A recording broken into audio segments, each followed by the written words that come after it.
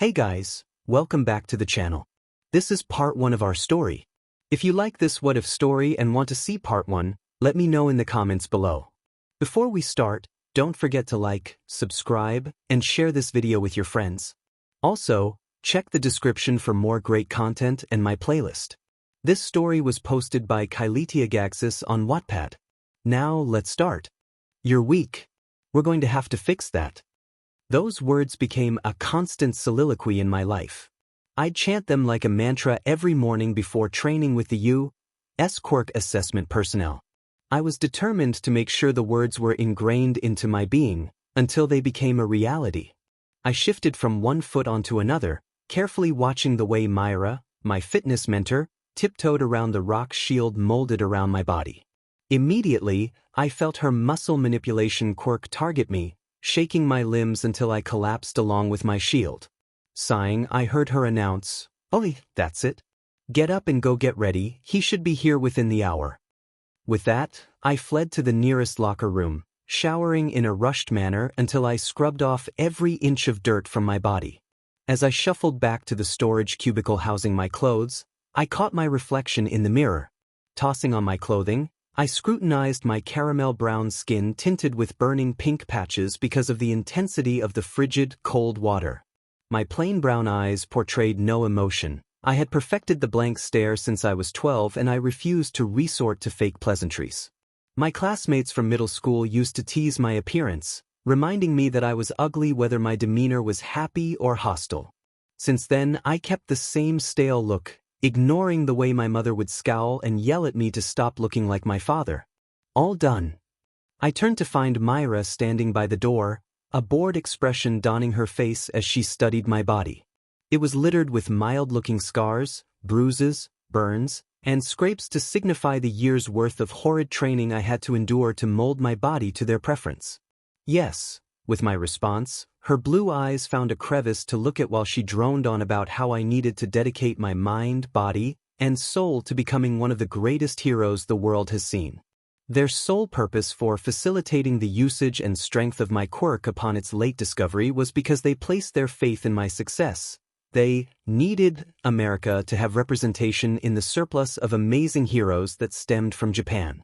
When they realized the potential of my quirk, the U.S. government officially attempted to label me as one of their very own apprentices to the line of hero work, and with that, a career was chosen for me without taking my opinion into consideration. I despised the idea that I was on this professional path only because the assessment personnel saw my potential, but I couldn't lie and say that becoming a hero wasn't my dream. I longed for the moment that I could save others from what I needed to be saved from. I continued living to see if my dream could become a reality, despite it seeming so out of reach, so when the opportunity presented itself, I found myself simply agreeing with whatever they offered. That explained why I would abandon my life and family to attend UA high school and enroll in the best hero course this world has seen. I found myself detesting the idea at first. Leaving everything that was familiar behind to please the American government was not something I imagined doing for the rest of my life, but one thing solidified my response and resolve: my mother's look of relief when they told her I needed to move to Japan. I realized then that I placed so much of a burden on her that this would be her escape from me even if she denied it to the grave.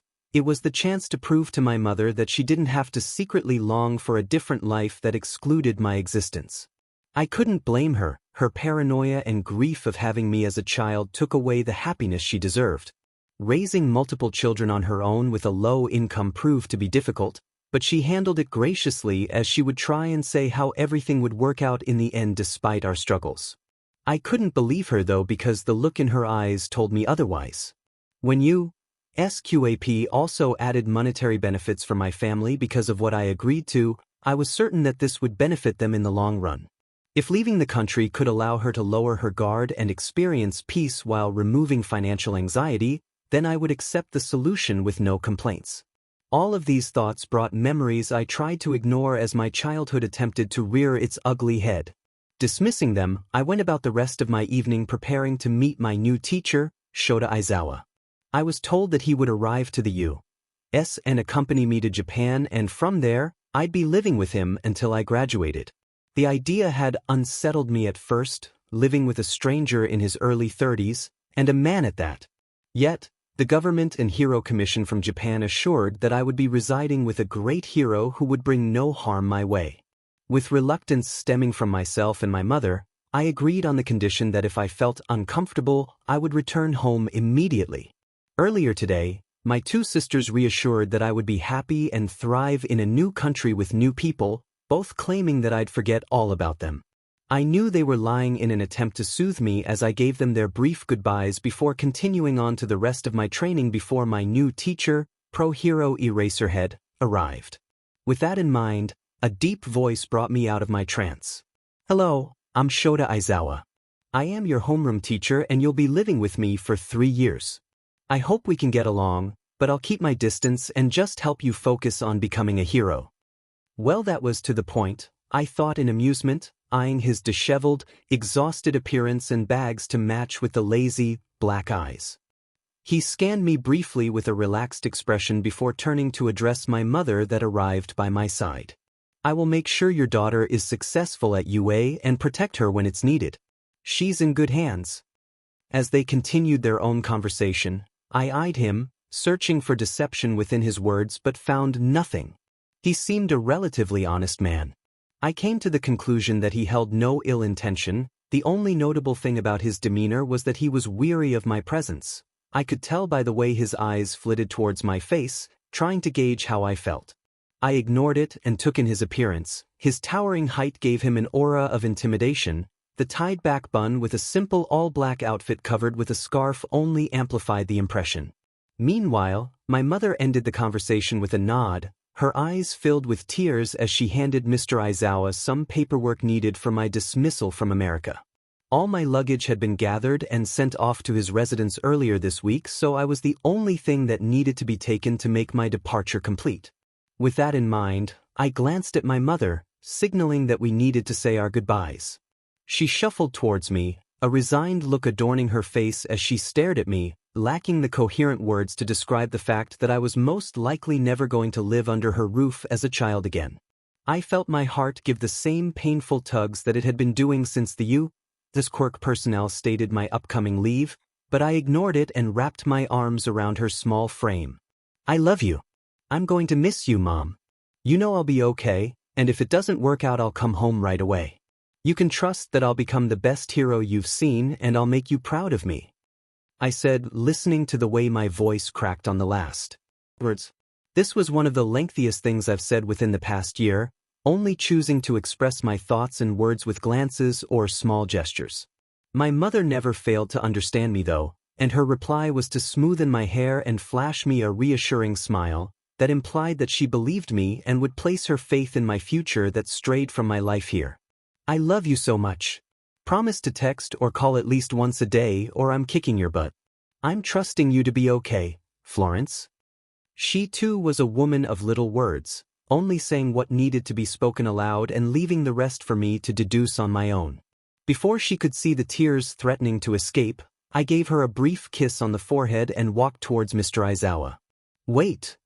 Mom's voice rang out, her hand reaching out towards me.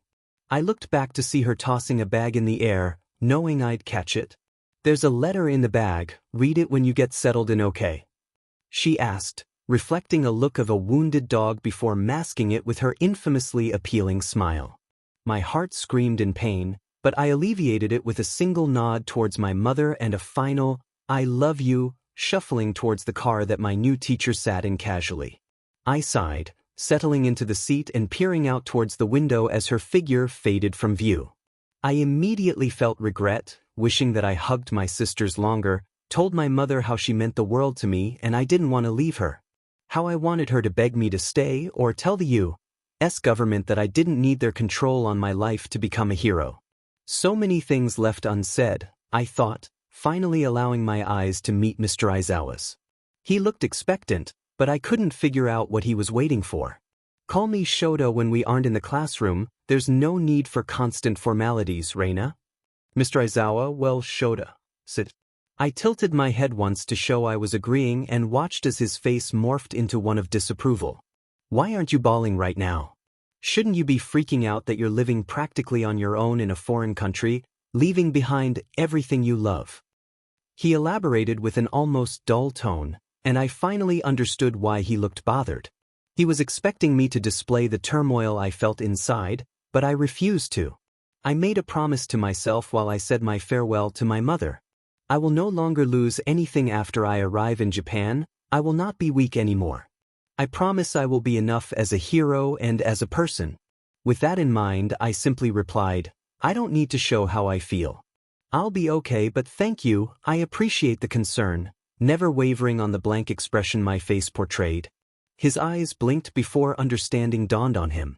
Once he realized that I wouldn't budge on my statement, a small smile came from him for a brief second. You're already going to be a problem child, huh? He asked rhetorically, his question filled with annoyance. I shrugged as a response, before closing my eyes and settling into the car seat. After an overwhelming amount of travel and small conversations exchanged between Shota and I, we arrived in Japan.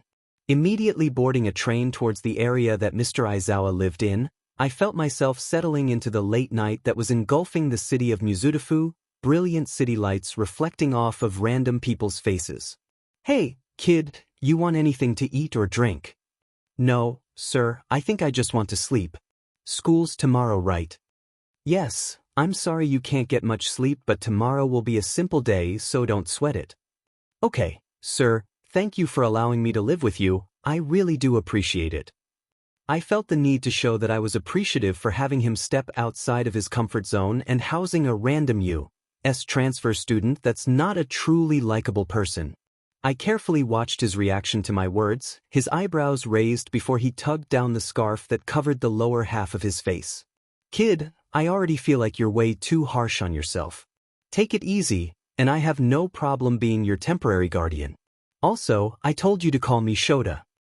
He finished that with a genuine smile. That caught me off guard. Kindness is a formidable friend and foe that I rarely witness outside my family.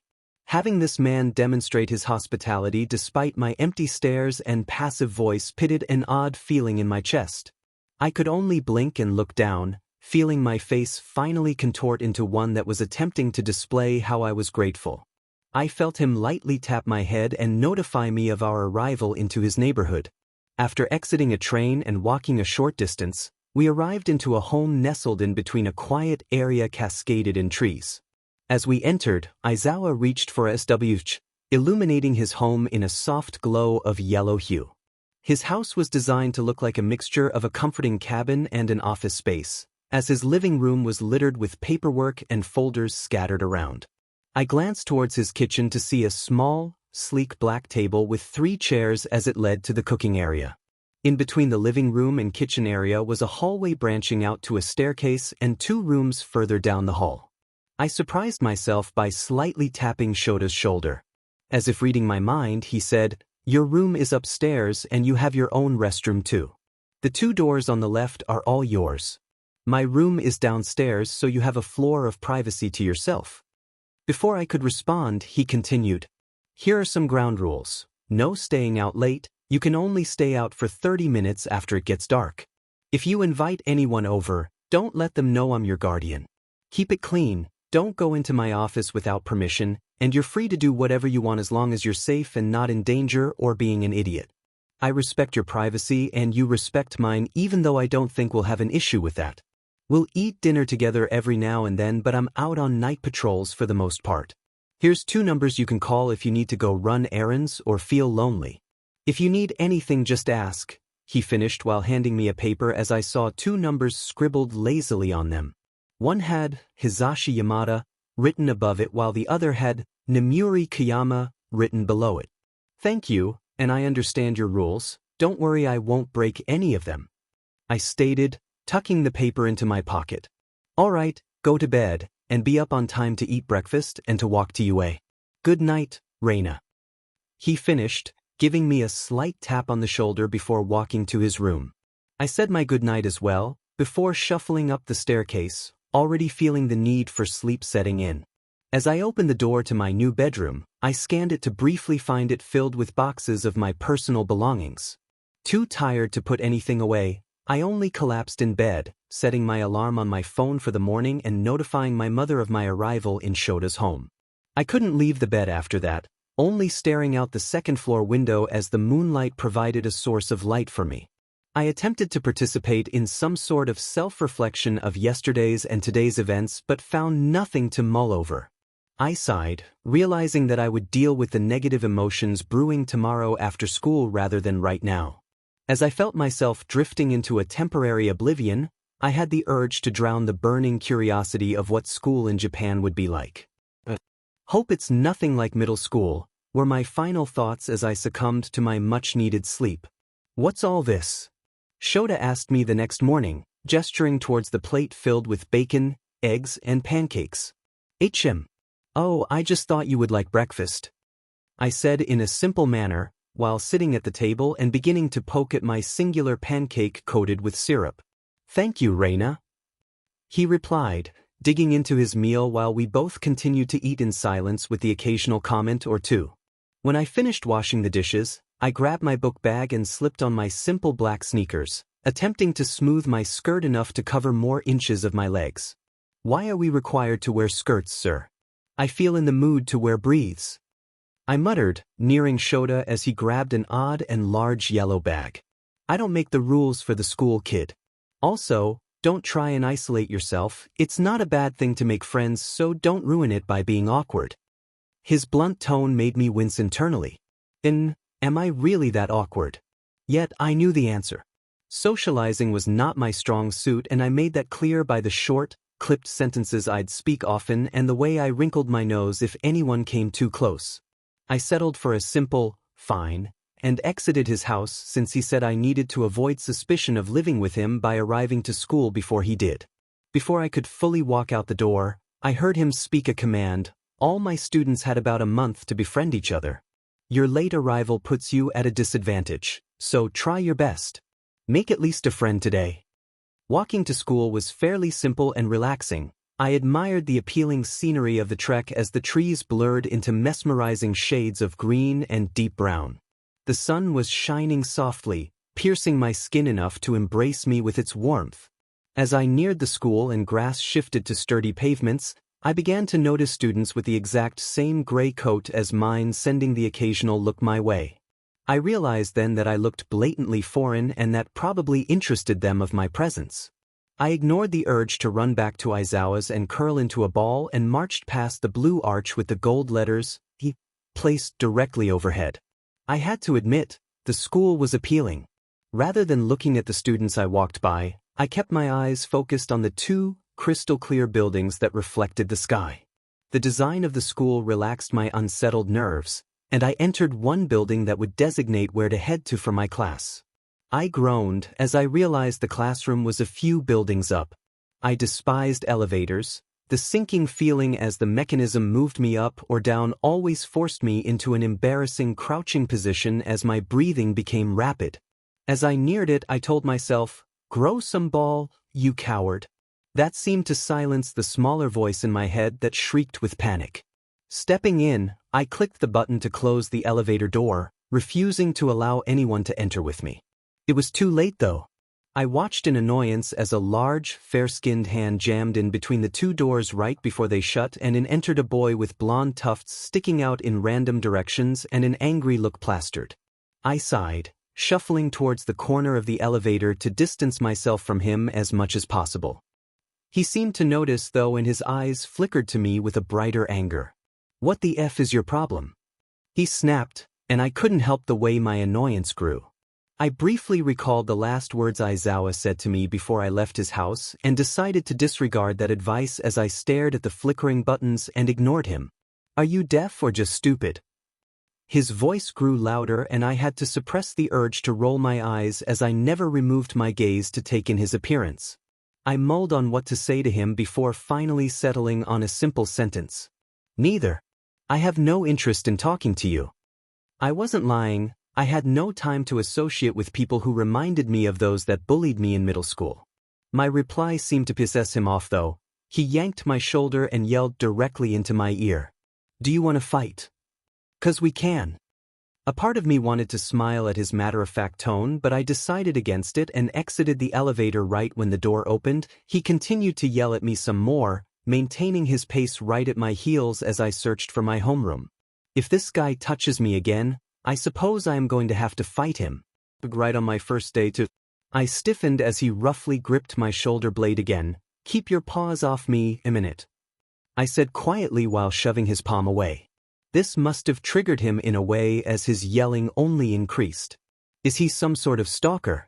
Why is he still hot on my DMN tail? I opened my mouth to ask him to kindly screw off, but shut it when I finally saw a large door, split into two with one written vertically. I paused and found him stopping right behind me. "So you're the DMN transfer student, huh? I already hate you," he stated, his tone one of indifference. The joke was truly on him because I had no care for what him or others thought of me. I already knew that this experience was going to be similar to my past. I hated the idea of disappointing Mr. Aizawa, but I had no choice. Ignoring his final remark, I walked into the class and kept my eyes glued to the floor as I shuffled inside. The same classroom that was filled with laughs and a mixture of different voices a second ago immediately silenced when I walked in. Refusing to display any sort of reaction, I kept my head down and moved to the side of the doorway, waiting for Aizawa to enter and tell me my seating placement. I felt the blonde boy's shoulders bump into mine harshly, and I rolled my eyes at that. "You're already so f***ing annoying," he groaned, trying to incite anger from me. "You cuss a lot. I haven't even really spoken to you and I'm already annoying. What a deech." I thought as I grew an intense interest in my nails and decided for poking at them to ignore the insults escaping his lips. The students in the class resumed whatever conversations they were having, so it relaxed me. When he released a simple scoff, I watched his shoes depart towards wherever his desk was at. I immediately felt relieved of his presence and lifted my head when the black boots I recognized walked in lazily. "Good morning, class.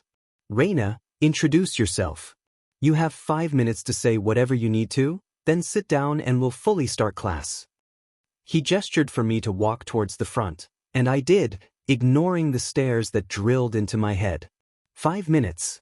Do they want my whole life story? No, I'm keeping it to 10 seconds max. My eyes lifted to stare at the space right above my classmates' heads, refusing to make eye contact with anyone.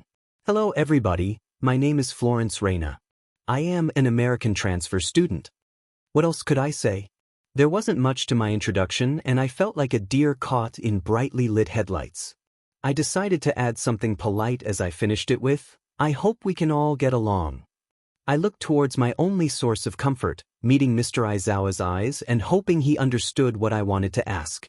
He only looked towards the class, and my gaze followed his to an empty seat.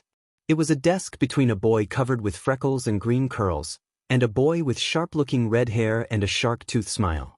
Walking towards the area, I had to pass by the same blonde 𝐶𝐵 from earlier and felt his eyes glaring daggers at me. I kept the same passive expression I've had for years and got settled into my seat as Aizawa announced, "I'm going to take a nap. Feel free to talk the new kid and have her feeling comfortable." My mind ricocheted with panic. Is he out his DMN mind? Nobody talked to me. I have the social capacity of a walnut. I gripped my pencil tightly and studied the cracks on my plain desk, only holding a simple journal on it. I decided to spend my time counting the seconds until something happened. I heard light conversations, but no one spoke to me at all. Oh God, I was right. I am a hopeless loser. No one is even interested in me enough to offer a simple hello. I must be ugly and weird looking. What was that half-butted introduction? God, if you're listening, I am completely fine with dying right at this very moment. I scolded myself internally for the small sliver of hope that I'd actually make friends, all while keeping the same blank stare. I tossed every insult left and right at myself mentally for what seemed like forever. Finally, a light voice broke me from my hate-induced reverie. "Hi, Reyna, right? I'm Izuku Midoriya. It's nice to meet you." I turned towards the voice and made eye contact with a appealing shade of green eyes. I blinked before composing myself and replying with, "Good morning, it's nice to meet you too." Why did I say good morning? He flashed me the warmest of smiles and slowly stuck his hand out. He wants to shake hands. How polite. I stuck mine as we met between the space of our desks. His was large, and I realized how his whole presence seemed to radiate an indescribable gentleness. It was something I had never encountered before, and I found the humiliation I felt inside withering away as I studied his freckles adorning his face and his curls that seemed wild and kind at the same time. I know this is so forward, but I see your quirk isn't flashy or physical. Do you mind if I ask what it is? Midoriya asked. I noticed his eyes were filled with a brimming curiosity, and he looked away, turning a bright pink while flashing me a sheepish grin. I found myself furrowing my eyebrows, wondering how I could explain it to him. I could give him the simple title of my quirk, but his expression insinuated that he wouldn't settle for such a simple answer. When asked of it, I confused myself trying to elaborate, and it was bad enough that I couldn't imagine myself talking for that long to give him the specifics. I finally formulated a good response that wouldn't make him frustrated with me. I think it would be better to show it instead. I'm not good at explaining. I held my hand out and watched as he stared at me, puzzled. He reluctantly placed his hand in mine, and I grabbed it, trying to decide what sort of plant he reminded me of. I stared at his hand, envisioning a peeling white peace lily sitting atop of it, and heard his gasp of surprise when it appeared. So you can summon plants. I can imagine how useful that would be during battle. Maybe offensively it would be good to summon cactus, don't you think? And during defense, you could. I watched him in interest as his voice dropped to a lower tone, muttering indistinct words I could no longer recognize.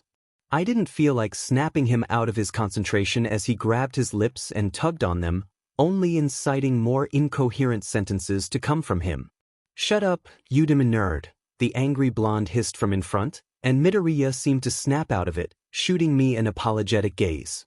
I'm so sorry. I just really love studying quirks, amazing ones at that. He stated so genuinely that I couldn't disregard the compliment he slipped into the sentence. I wanted to utter a word of thanks, a real smile, anything to show that I was glad he made the effort to talk to me, but found myself replying with, "Don't worry about it.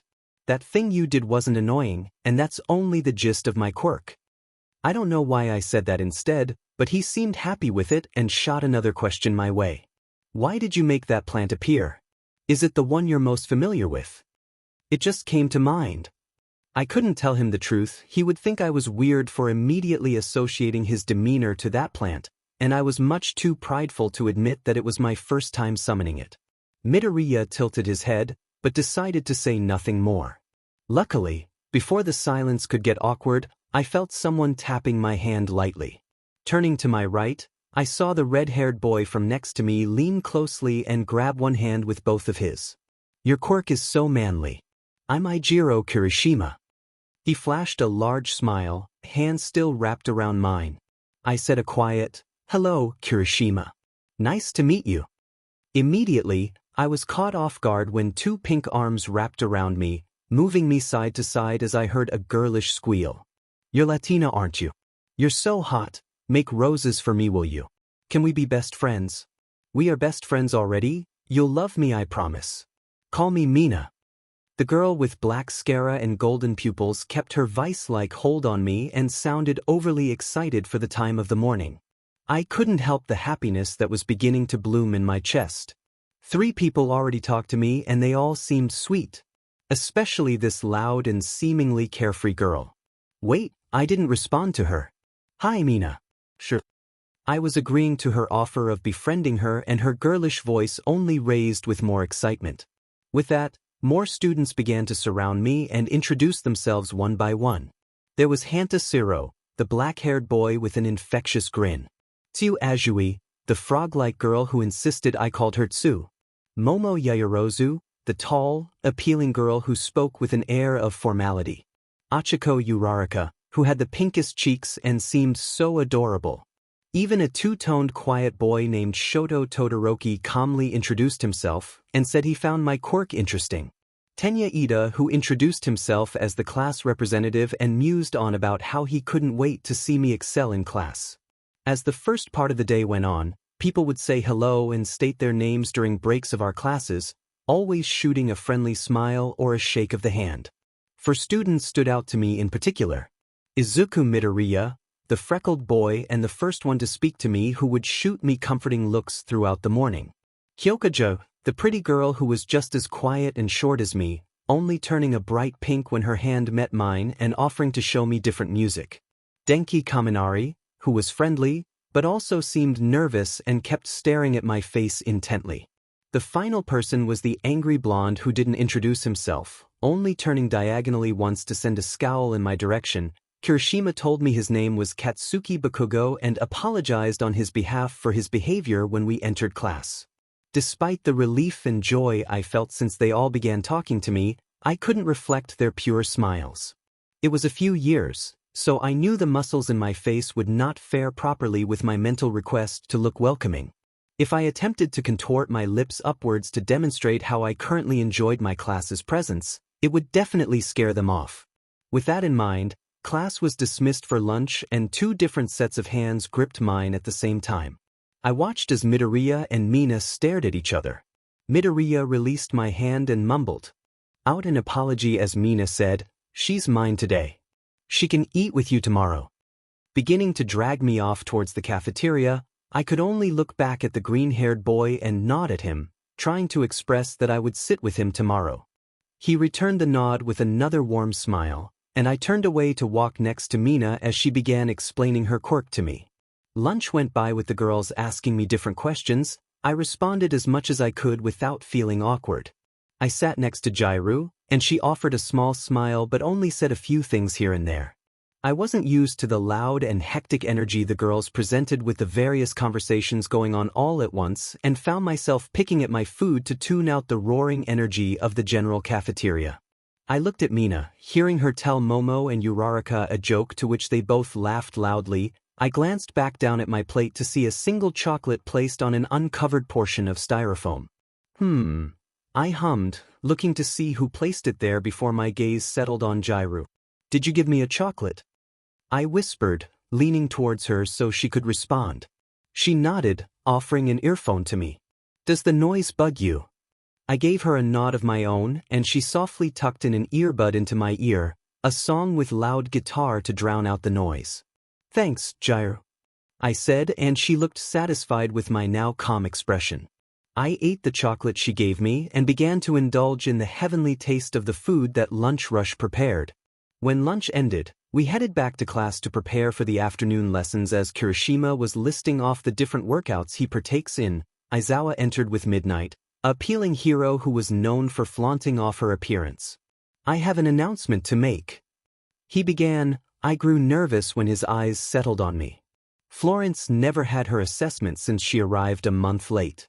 To make up for that, she will be participating in 3 assessments today. One will be the hero versus villain training we did in the beginning, and the last 2 will be 2 one-on-one battles against 2 random classmates. The rest of you will be training on your quirk during the meantime. Go put on your hero costumes. I felt some of the students glance at me in pity. I only felt betrayed because I clearly remembered Aizawa telling me last night that today would be an easy day. I rose from my seat, glumly following the girls to our designated locker room, where Midnight told me in passing that my hero costume would be waiting. When we entered the locker rooms, I rubbed my temples and reached for the case with my initials and student number labeled on it. Putting on the hero costume was relatively easy. I put my hair up into a ponytail and changed into the shoes included in the design. My hero costume was a long-sleeve sage shirt with a thin material that allowed my skin to absorb the warmth of the sun. The bottom portion of the costume is the same colored breathes with slits on the outer portion of both thighs. Only an inch of my stomach and mid-thigh to lower legs were revealed for the benefit of my quirk. I had 2 black bracelets wrapped around my wrists and similar ones on my ankles that allowed me to have extra mobility and specificity when going for long-distance attacks. Stepping out, I heard the same high-pitched yell of joy before a pink-skinned face appeared before me. "You're looking CC, Reyna." Mina flashed me a thumbs up, while the other girls began letting out hums or comments of approval. The only one who remained silent was Jirou, but she flashed me a look of reassurance before handing me a headset. "Mr. Aizawa said we're pairing up as heroes to go against Kaminari and 𝐀𝐮𝐭𝐡𝐨𝐫." "You got it, let's go," I replied, before walking out the locker room into the designated building that Mr. Aizawa told me to head to. Jirou had explained her quirk to me. Her heartbeat can be amplified and used to send powerful attacks through sound waves or powerful vibrations. I was impressed by it, feeling a bit self-conscious to how my quirk would function in an industrial setting. I saw that the entire class was gathered at the site as well, some of my classmates waving and offering hellos. When we neared the building that was about 20 stories high, I looked to see Kaminari and 𝐬𝐻 approaching us with the rest of the class only a few feet away, several discussions being held. "No fraternizing with the enemy," Jirou bluntly stated. With that remark, I moved closer to her as 𝐬𝐻 bursted out laughing. "How kind of you. We just wanted to talk to Reyna." My eyes narrowed at his words, and I turned my head slightly, studying the way the bright blonde boy stood a foot behind 𝐬𝐻, looking anywhere except at me. I think my physical features make him uncomfortable. He stared at me a lot earlier but now couldn't meet my gaze. I must be scaring him. "So, your quirk is being able to produce plants. Kaminari, we've got to find a way to beat that. Nice costume, by the way." 𝐬𝐻's eyes scanned me innocently, but I couldn't disguise the way I stiffened at his words. "𝐬𝐻, let's go. We're probably annoying them," the yellow-haired boy spoke, his eyes finally meeting mine. I was taken aback by the way they were intense. I watched his interactions with the rest of the class. Kaminari's demeanor was playful and light as he made constant jokes and chattered on about how appealing women were, his attitude that of a summer breeze, but when I neared him, it was filled with anxiety. I frowned, but before they could fully walk away, I felt a grip on my upper thigh. My body recoiled with disgust, looking down at the grape-looking boy named Minoru Mineta as he squealed on about how my thighs but looked even better in my hero costume than in my skirt. At that moment, a memory I wanted to ignore came into the front of my brain, flooding my body with rage. A man in his mid-20s had once flashed me the same expression Mineta gave me. "Don't stop, it's not worth remembering." Yet my body acted on its own. I lowered the upper half of my body near him to raise my fist and crash it into Mineta's face, not bothering to calculate how much strength I was placing, only thinking of summoning the rough, hard texture of a stone onto my knuckles. I stared, expression unchanged as he yelped and flew into the ground. Silence ensued while Mineta let out cries of pain, promising he wouldn't touch me but assuring that I was still secretary. The revulsion I felt was skyrocketing, but a gentle squeeze on my forearm brought me out of the dark space I was residing in. It was Denki Kaminari. His face displayed concern tinted with fear, but he was scanning my face to see if I would show any sort of emotion. I sighed, regret setting in immediately. I still knew I needed to make one thing clear from that point on. Glancing down at Mineta, I spoke. "I hate perverts." With that, I shook off Kaminari's hold and looked up at the sky, trying to ignore the stares of my classmates. They probably thought I was a prudish freak who was over-exaggerating. Was I? Who did Mineta think he was, trying to touch girls without consent? To my surprise, I heard the invisible girl, Hagakure, yelling with glee, following Mina and Uraraka joining her. Yaoyorozu was laughing softly, and I finally looked at Jirou to see her filled with pride. She grinned and cheered with the other girls, adding, "I'm glad someone's not afraid to put that moron in his place." They didn't hate me. I could only stare at her, stunned. No one looked angry. In fact, most of Class 1A seemed pleased, except for Ida, who neared me to scold me for using an excessive amount of violence, but also thanking me for handling Mineta's poor behavior. I only hung my head, giving a simple, one-worded apology. Luckily, Aizawa and Midnight had barely arrived with us, not witnessing the ordeal. I shook my head to rid myself of the uncomfortable feeling that plagued me and decided to focus on the upcoming challenge at hand. Aizawa explained the rules in a simple manner.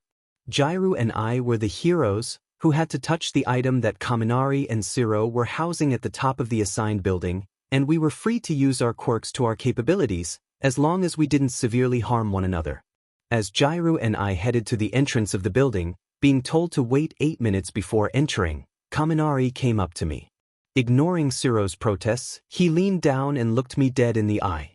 The anxiety he experienced being near me lessened significantly, the summer breeze taking its place. Get ready to lose, Reyna. He teased, casually smiling at me as he placed his hand on my shoulder. I jolted in surprise, feeling a small zap flow from the touch. Moving away from him, I glared and looked away. He only laughed, heading inside as 𝐬𝐮𝐬𝐽 smacked his forehead, earning a squeak from him. What the hell was that about? Now, continuing on with the story, Jirou and I had initiated our game plan immediately, both finding ways for our quirk to complement each other before we entered the building. She plugged her ear jack into the wall. I had my hand hovering above her, ready to protect ourselves if 𝐬𝐮𝐬𝐽 and Kaminari decided to launch at us in any moment. She shook her head and whispered, "They're up at the top floor with the object. I don't think they want to come down." A bit odd, but nonetheless, we progressed upwards, occasionally making small talk and moving carefully along the ground.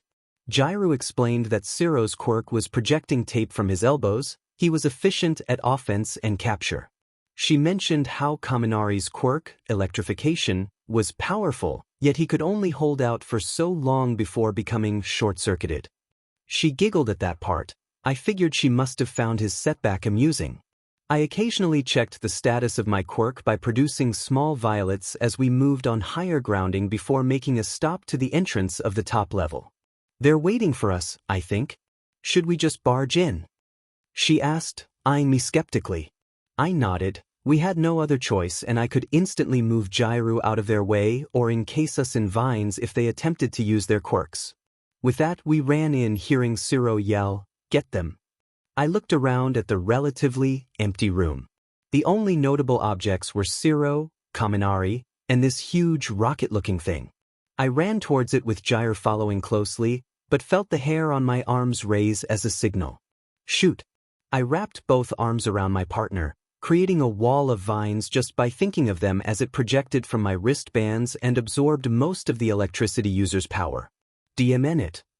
Kaminari yelled in frustration, but before I could process anything, I felt Jirou slam her body into mine, falling on me as tape flew directly above her head.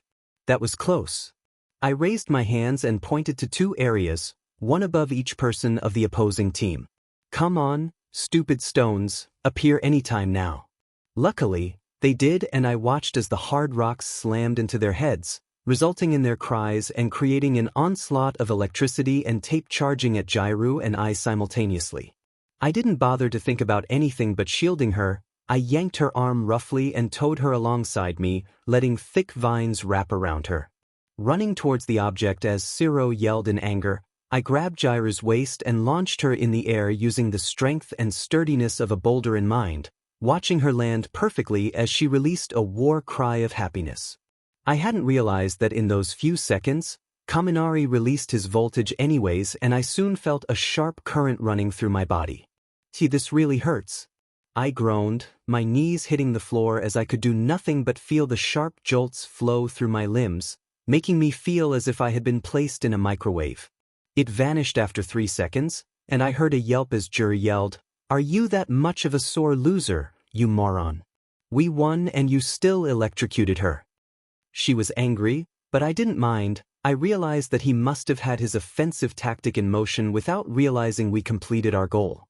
I tried to reorient myself into a calm state, summoning wisps of aloe vera to soothe my insides that felt like they'd been roasted. I was staring at the ground, focusing on my breathing before I saw a hand grip mine and pull me towards them. I was surprised to hear Kaminari's voice let out a weird giggle, and then Jirou's followed closely after. "Oh God, he short-circuited," she choked out, and with that, she rolled around the floor, peals of laughter hitting the air while 𝐬𝐮𝐬𝐽 joined her. I watched Kaminari, his eyes looking absolutely dazed with black marks scuffing his face. He flashed me a clueless grin, while holding 2 thumbs up and coming across as someone who was stoned. I didn't miss it though, the worry in his eyes despite his seemingly drunken state. I moved without processing my actions, reaching both palms to grip his face. Maybe this will help him, I thought as I called for the healing quantities of yarrow and calendula and the soothing qualities of chamomile to embrace his presence. His expression shifted from worry to embarrassment as his features seemed to return to his normal countenance. When I was certain he looked back to his usual self, I released him with a sigh. Kaminari's eyes were wide as he asked, how did you take away my short-circuiting? It's an aspect of my quirk, don't worry about it, you just looked sad so I didn't want to leave you in that state. I had stepped back, but found him stepping closer with a saddened look. You okay?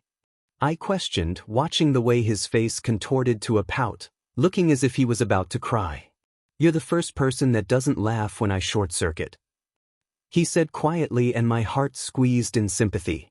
I liked my classmates' company, but how cruel of them to laugh at someone for one of their setbacks when using their quirk. That's just unfair. It didn't look like you found it funny, so why would I laugh? With that, I turned away to pull Jirou and 𝐬𝐮𝐽 off the floor, and we began heading back to our class and teachers. After listening to Mr. Izuku lecture on about how I needed to improve my strategic attacks, I took the advice in mind, reflecting on the rushed battle that was surprisingly easy, searching for ways that I could have ended it in a shorter time frame. Oh well, I'll do better with whoever I fight right now. We entered a large gym that stretched over at least a good half-mile, encasing the place with different battle stations that were mixed with messy terrain or had nothing but cement in place. It seemed to be a perfect expansion for anyone to train, but I watched as we grew closer to a square box lifted a foot off the ground. There were 3 thick wires surrounding it, and I came to the realization that it was a boxing ring. It took everything in me from clapping my hands in excitement. This was my specialty. I remembered the U.S.QAP president calling me weak the second he laid eyes on my small, shrunken figure after a particular incident that brought out the recognition of my quirk. From that point on, the QAP removed me from schooling for a year, teaching me material I would learn in Japan at home, and spent 10 hours every homeschool day to beat me to the ground, knowing I would begrudgingly stand back up and take more blows. Although it was exhausting, being crushed after every sparring session and having insults hurled at me for my lack of competence, my abilities heightened after 8 long weeks. I began developing moves and quick attacks I would use to finally fight back, and spent the rest of the 10 months honing my quirk and expanding on my flexibility, mental energy, and physical endurance so when the time came, I could give anybody a challenge if they went against me. I was a bit prideful of my development, but I knew my goal was too far to attain just yet, so I settled for the constant training, always looking for novel ways to use my power in any situation. Snapping me out of my memories, I heard my teacher's voice. Katsuki Bakugo. You're up against Reyna, you have to pin her or incapacitate her for at least 3 seconds to win. Same goes for you, Reyna. Going against the angry blonde. I felt his red eyes land on me with a bloodthirsty smirk. How should I feel about this? I now had mixed feelings for the situation. I knew this fight would be bad because Bakugo already declared his hate for me, and I couldn't deny that the feeling was somewhat reciprocated. Then again, if I let my irritation of him get the better of me, he might use some fast move to immobilize me. Wait, what's his quirk? I ignored the multiple questions roaming around my brain as I stepped inside the ring. I watched as Bakugo stood directly across me, eyes calculating me as he grunted out, "You'll lose so fast you won't know what hit you." Although my irritation spiked, I looked neutral as I simply shrugged. I really didn't have the patience to toss jabs at him back and forth. I was trying to remember if my classmates had mentioned his quirk at all. I think he uses explosions. Someone said he was the definition of a firecracker, so I assumed his quirk played a role into that nickname dubbed for him. Midnight stood in the center as a sort of referee, before her signal to begin pierced the air. Bakugo wasted no time as I saw sparks emerge from his open palms. He ran towards me with a smug look, blasting me to the other end of the ring with a loud explosion.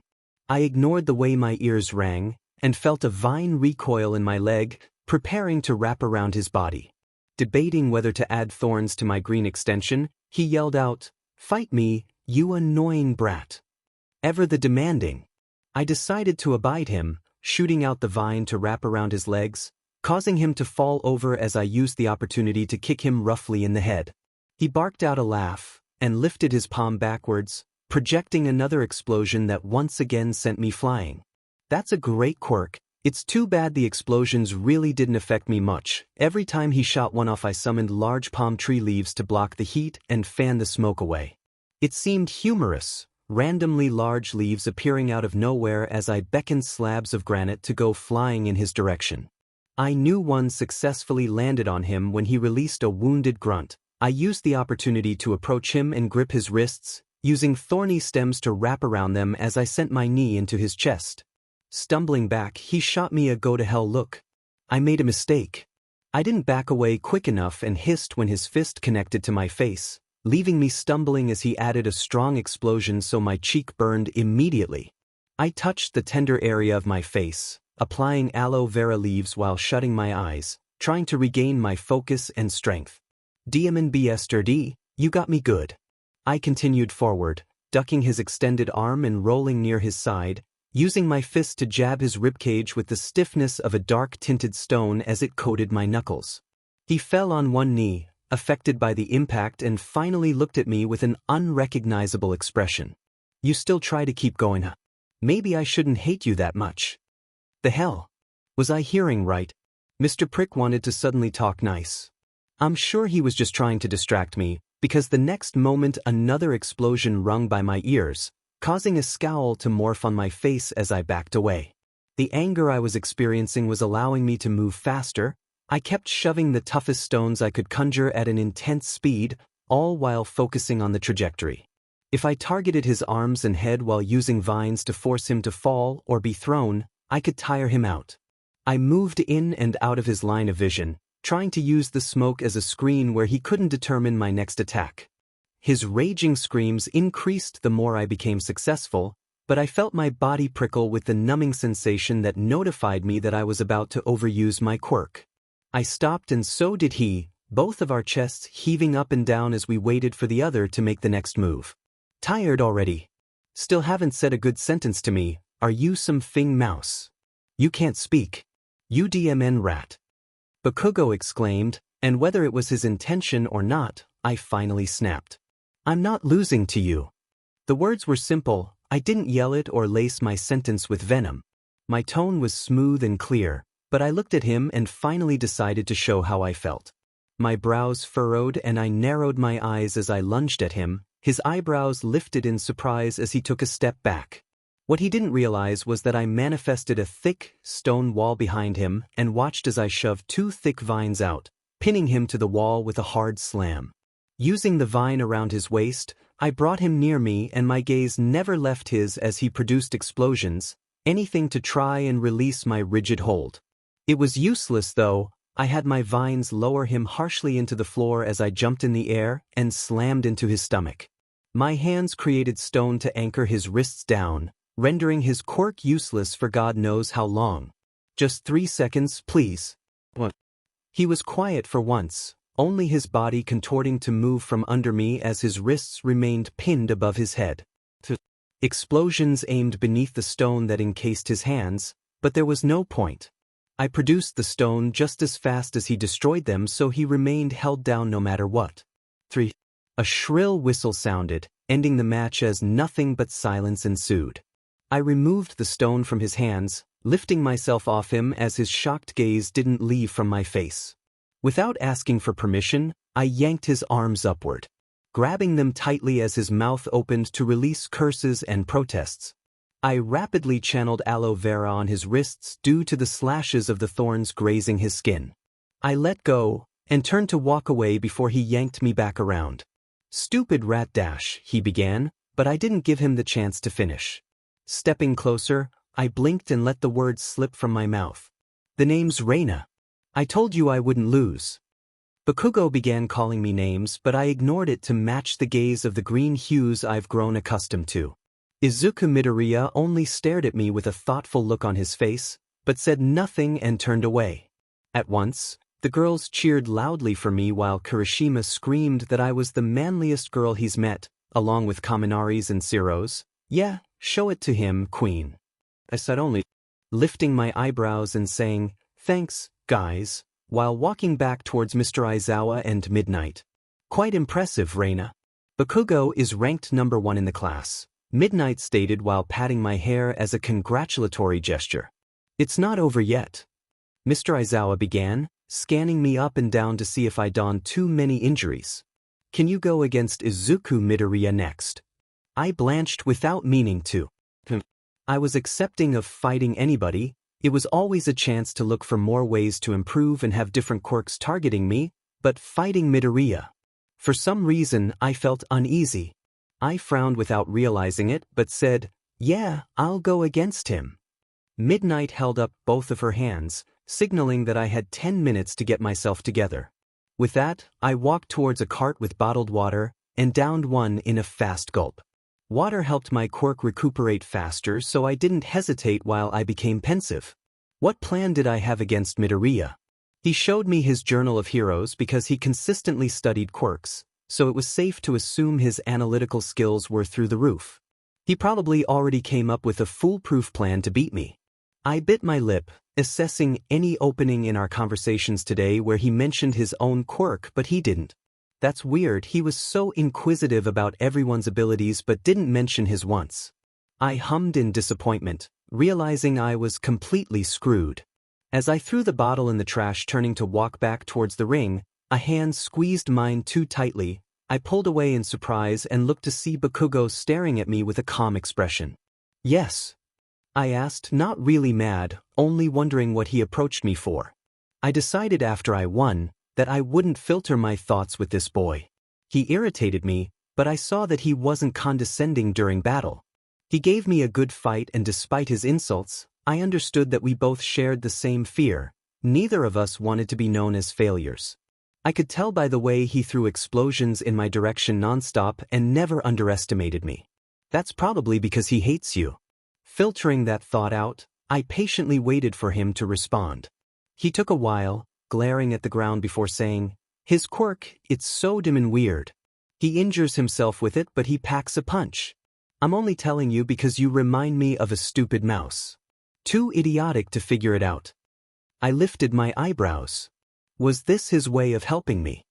He would probably never admit it out loud, and neither would I, but I could grin right now with the small advice he bestowed on me.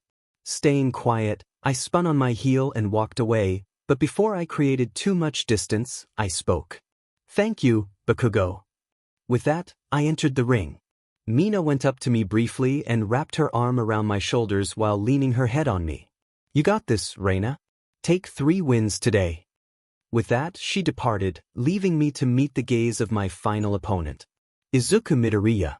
The boy had his gentle appearance intact, but I didn't miss the spike of determination radiating from him. It nearly pinned me to my spot. I was so caught off guard by the deep intensity of his eyes that I didn't hear Midnight yelling, "Go." Midoriya didn't begin running or even attempted to make a move. He was just as still as I was. That was his plan, wasn't it? To let me initiate the fight and create some sort of counterattack. I recalled what Bakugo mentioned. If his quirk harms him, he's attempting to use it as a last-minute defense or offense. With that, I held a hand out, letting vines project from my wrist and wrap around his limbs. Lifting him in the air, I heard him mutter something, attempting to writhe from my vine's grasp.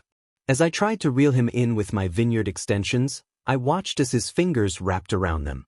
He tugged violently. I couldn't control the way my body flew to him as he aimed a sharp kick into my wrist that expanded to my whole body, sending me face first to the floor. I was right, he's way too smart for his own good. I grunted, releasing him to fall as I got back up. Propelling slabs of granite, he dodged them all smoothly and caught one before hurling it my way. "Freckles, you're getting on my nerves." I ducked from the granite and imagined dirt and dusty debris appearing in front of him. It worked, and I heard Midoriya coughing loudly. Using the distraction, I jumped on his back, slamming him to the ground as my feet stepped on both his wrists. "What?" "Nope," he propelled himself into the air, forcing me to fly off his back as I landed safely on the opposite end. This battle was different from Bakugo's. Bakugo was so forward and clear in his fighting, his power and speed compensated for his transparency, but it was still a fight I could handle. Midoriya was different. I couldn't expect anything from him because he was way too fast at counterattacking my moves that it left me dazed. I had a trick up my sleeve, but he would have to let me near his face long enough for it to work. I ran to him, feeling the rough texture on my knuckles appear before I threw punch after punch on different parts of his body. "Reyna, if you want to take me out, you're gonna have to try harder." I pulled back, miffed, but he used my shock to throw a heavy-weighted punch in my face, forcing me to stagger back.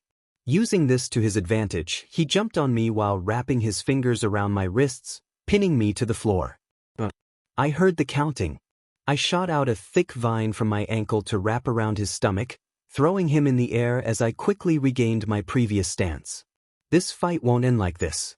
Your company is nice, but I won't lose, Midoriya. He fell to the floor, groaning in pain. He still pushed himself onto his knees, but I couldn't waste time. I flitted to his side and spun on my heel to send a kick to his head. I didn't want to hurt him too harshly, but I just needed him to lose. He sensed me, and grabbed my ankle, pulling my body towards him as his fist drilled into my chest, sending me towards the opposite end to crash into the floor brutally. I heard a small squeak escape my lips. He isn't holding back either. I didn't want to do this, but he ticked me off enough to where I manifested 3 huge stones to rise from the ground, encasing him completely in a pyramid-like structure. I trapped him, and if he took 3 seconds too long, victory was mine. Unfortunately, God didn't allow this to work in my favor as the stones shattered, sending debris flying in every direction. How the hell did he do that? I studied him, seeing his arm tint with an odd glow. My eyes widened. That's his quirk. Super strength or something. My face burned in anger when I realized he was limping towards me weakly, but still had his fist tight, refusing to back down. I raised both arms, producing a stony pillar to charge at him on my right while a thick vine on my left also swiftly approached him. I wanted to end it now. My arms were going numb. He ran faster, raising both fists to crash against my natural extensions. The power behind his punch was so intense that my pillar crumbled and my plant withered. I felt my body recoiling in pain as my head hit the cold ground, blood instantly dripping from my forehead. Was this even allowed in school? I didn't think of anything else as I tried to get up. Midoriya looked just as strained as I did, and my eyes widened, mouth flying open when I finally realized the state of his arms. They were a sick purple as veins protruded in an unnatural manner. It broke them. I gasped, feeling the pressure behind my eyes, but ignoring it. I slowly regained my footing, before we both shuffled to each other one last time.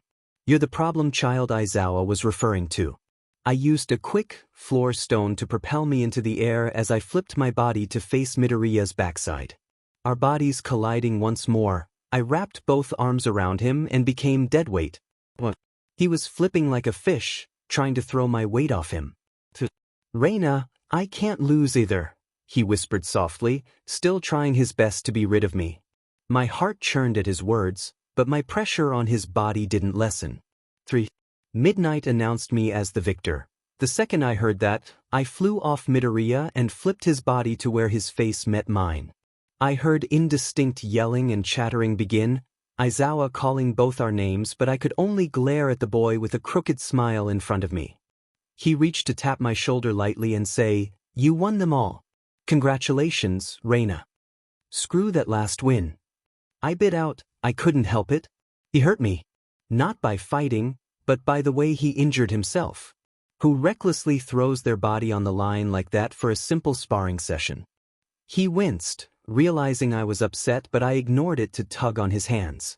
With that, I invested every last ounce of strength I had to heal him, even if it was only slightly aiding him. I felt my body going numb entirely before I collapsed beside him. I watched the steady trickle of blood that flowed from my forehead graze my eyelashes as it continued to saunter down my cheek in a mocking manner. Blinking, I demanded in a soft voice, "Don't put your body on the line like that ever again when we fight. You hear me, Midoriya?" I heard an airy laugh from his behalf. "I can't promise that." Unsatisfied, I turned to shoot him my infamous death stare. I shifted my head upwards to see Aizawa staring down at the both of us in frustration. "Both of you. Recovery girl." No. With that, he walked away and Kirishima and Jirou entered the ring to help Midoriya and I get up. Meeting Recovery Girl was surprisingly pleasant. The old woman said I was too pretty to be getting injured the way I did. I scoffed in disbelief and raised my eyebrow in amusement when she smacked Midoriya's head. He seemed to be a frequent visitor, and I enjoyed my sensations returning as I laid on the nursing bed that was adjacent to his.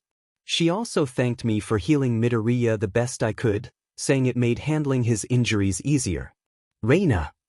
I heard him, but shut my eyes, still annoyed with how he responded to my request earlier. I felt his finger tap my forehead bandages lightly. I'm sorry about that, he began, and I opened my eyes to see him frowning, looking distraught. I wanted to laugh at that. It was a fight, what did you expect? We can injure each other. I used this to drop my voice into a frustrated tone, not to injure ourselves. He laughed, moving away to sit back in his own bed. I'll handle my quirk eventually. I can tell you have really good control over your power.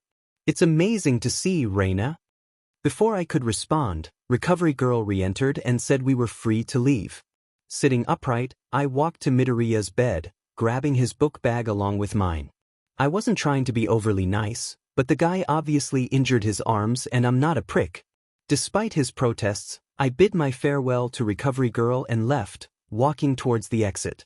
I had changed from my hero costume to my uniform, so I didn't need to make any more stops, neither did Midoriya. I can carry my book bag. Hey, I'm fine. I can even carry yours.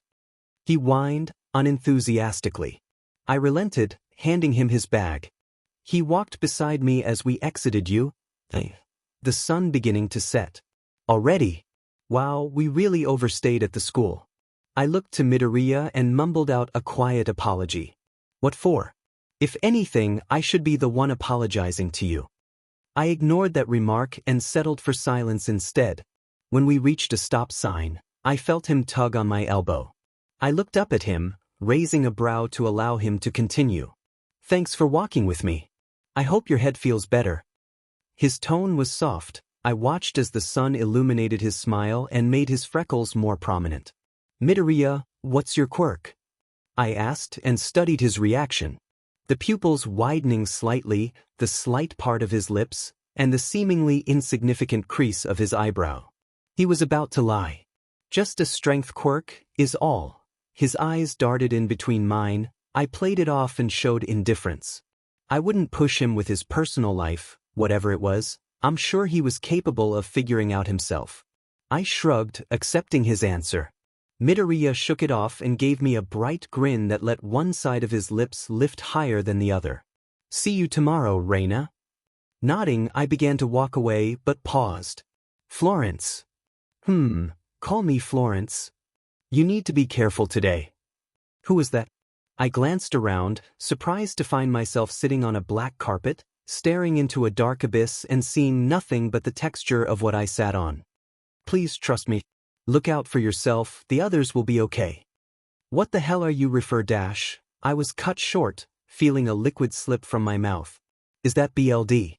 I was confused. The last thing I remembered was Aizawa standing by my doorway with the moonlight illuminating his serene face, releasing a short laugh when I insisted that it was fine for him to share daily lectures with me beforehand so I can get ahead. Dismissing the idea, he started mentioning improvements for my fighting skills. In all frankness, I wasn't listening, so his gruff voice soothed me to sleep. I get it. This is a dream. I wouldn't exactly call it that. You'll be gone soon. Keep in mind that you need to value your existence. The voice wasn't angry. The feminine tone sounded as if she were on the verge of tears, but I couldn't pinpoint why. How cryptic. Don't worry about me. It's a regular day, so I'll be good, I reassured. I knew I should have been demanding of who she was and why she was speaking to me this way, but quite frankly, something told me I wouldn't get any answers, only frustration. My eyes flew open as I felt BLD dripping from my nose. Sighing, I got up and went to the restroom to clean up and get ready for my second day of school. After I had finished cooking eggs for Shota, I ran to school because the nosebleed set off my schedule and made me a bit late. Approaching the doorway to the building entrance, I heard a voice calling my name. Reyna, you're late too. Come on, my little angel. Mina had given me way too many nicknames since the last 24 hours, but I accepted them all. Last night, she added me to a messaging group chat with the girls, and although I barely responded, I was pleased when Jirou called to see how my injuries were. We talked for a good 30 minutes, and by talk I mean she played music in the background as she created most of the conversation. I hope she doesn't think I'm rude for barely speaking. Since yesterday, The amount of times I've had to hear my voice was more than what I've said since I stopped going to public school when I was 14. There was something that made me want to smile at the thought and at seeing Jirou wave frantically while jogging alongside Mina. She nudged my shoulder with hers as we approached our classroom. "Your forehead is all better." "That's good to see," she spoke happily, giving me a small smile. I agreed with a nod, and when we entered I could hear Mina debating whether my nickname would become Plant Mama or remain as My Little Angel. The air was lighter and a bit carefree in the classroom today. I immediately grew reassured yesterday that I would like spending time with Class 1A, and I knew that even angry, temper tantrum-throwing boys like Bakugo wouldn't ruin my newly revived spirit. The morning passed by rather quickly. I waved to Midoriya entering, but we hadn't spoken much since Ida had a bit to say to him throughout our morning classes. When we were dismissed for lunch, he grabbed my hand and asked, Florence. I glanced at him, watching the way his cheeks were scattered with patches of pink. "Yes. I didn't get to tell you yesterday, but you can call me Izuku. I'm not saying this because of what you told me yesterday, but we're friends, right?" I stared eyes wide. Recalling Aizawa's response when I asked why I had to refer to people by their last names, he told me that it was because a first name was only used between those you consider friends, or even closer. It was a form of intimacy in the sense that our first names connected us through the mutual acceptance of one another. "Izuku." I nodded while saying the name, testing to see how it sounded being spoken aloud. This is the third person who really wanted me to know that they accepted me. The thought made my heart swell, and I found myself biting my cheek to stop from beaming. His pupils dilated slightly, but he only grinned and gestured for me to walk with him to lunch. When arriving to the table, he chattered on about how he adored All Might and was jotting down bullet points beside me as to why I should as well. I hummed before speaking. "Well, my favorite pro has always been Eraserhead." Dropping my tone, I added, "But don't tell him I ever said that." He found this amusing and giggled, promising he wouldn't say a thing. I hadn't been lying though. I knew of Eraserhead because of his discreet underground work. In second grade, I tried to stray from liking mainstream heroes. Thus, I found Aizawa as an underrated hero, developing admiration for him since then. It faded in middle school, the way all my interests did, but I felt a remnant of it living with him now. Speaking of heroes led to Ida explaining how close he was to his brother. I listened intently, also recalling my close bond with my sisters. The negative thing about the way I loved my sisters was that I mimicked most things they did. As a child, I rarely felt alone and found myself only adapting to their passions. I hadn't realized that in clinging to them this way, I never thought for myself or chose what I really wanted.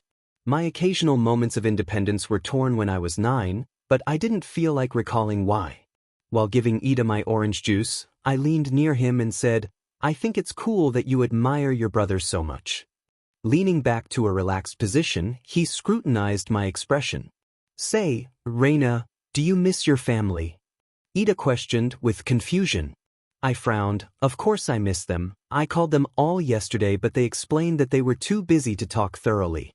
"Yes, I do. It's just best I don't nag them, though." With that, Ida continued eating, and I could only stare blankly at my half-eaten plate while acting as if Izuku's burning gaze went unnoticed. "Florence Izuku began, but I interrupted him, whispering, "Don't worry about it." The bell rang before he could reply, and with that, Izuku Ida, and I walked back to class in silence. "Everybody, get in line. We need to be smart about this. This will only work if we organize ourselves in an orderly fashion." Ida yelled with his custom chop knife gesture. "We really are going for another training session?" I recalled the current ache of my bones from yesterday's battles and kept my head hung low. Mr. Aizawa said we were meeting Pro Heroes 13 and All Might at a center for rescue training. Rubbing my upper arm gingerly, I felt a tug on my hero costume. "Sit with me." I glanced at my right to see golden eyes only inches apart from my dirty brown ones. I leaned back and contemplated Kaminari's offer. Why does he want to sit with me though? He's got an abundance of friends that wouldn't mind being near him. It's not that I wanted to say no, but he was sure to get me to talk a lot and I was too exhausted to hold up to that. Afraid of hurting his feelings, I gave a brief nod. He cheered and urged me to go to the bus immediately. As we began lining up to enter the bus, I was surprised to see the odd layout with benches in the beginning and rows towards the back. I walked to the first bus row seat, motioning for Kaminari to follow me, but I felt a hand shove my waist as a figure flew to the window seat, yanking me to sit beside them. Startled, I roughly collapsed on the soft material, turning to death stare the culprit. His ruby hues met mine and I only frowned, glancing briefly at the light blonde hair covering some of his forehead. "Why'd you yank me here?" I asked, getting to the point. "PFT. It was an accident. I don't want you near me." I hummed, beginning to get up but felt his elbow jab my ribcage. "You're already here, you'll only be a nuisance if you look for another seat." Ignoring his remark, I met Kaminari's disappointed stare and mouthed, "Next time." Content with my words, he sat on the bench next to Aoyama and Mina. I noticed Jirou sitting on the seat opposite of mine and waved to her. She grinned, gesturing that she'd plug her earphones in to drown out the noise. Bakugo and I said nothing to each other when conversations sprouted from different directions. I looked occasionally to see if he was upset, but he only looked lost in thought. The silence from our part was ruined when Kaminari decided to take a jab at Bakugo and began criticizing his personality. Bakugo, being his typical self, took offense, and I had the misfortune to take in his loud, brash voice up close and personal. I neither laughed with the class nor added any additional comments, only settling for keeping my eyes closed. I was brought out of my drift to slumber when I heard Tsu pointing out the similarities with All Might's and Izuku's quirk. How interesting. Her bluntness did help me realize that as I found myself studying the green-haired boy's frame. My eyes narrowed when I watched the way Izuku's pitch raised with panic and how his hands flew wildly near his face, as if that could shield him from any of us noticing his tells. "You're real ugly when you think." Bakugo's voice made me scoff and roll my eyes. For some reason, he looked less menacing, and I realized then that he was asking a question with the way he briefly scanned my face with no rage or irritation. "You've got to be more upfront with your words, Bakugo." Lowering my voice, I said, "I just admired Tsu's bluntness, hoping he understood what I implied." "So you're only curious about that DMN Deku?" "Why am I not surprised? You're just as pathetic looking as him." "Who's Deku?" I asked, knowing the answer. "That DMN nerd that's just as weak as you," was his crude reply. "Seems to me that you've got a bone to pick with him and you're just taking it out on me." Why did I say that? It only crossed my mind briefly, but I wasn't planning on telling him. He made an odd noise and flicked my forehead. "Shut up before I throw you off the bus seat, crybaby." Confused by the nickname, I relented to the discussion. "I'll never cry in front of you, so where is that coming from?"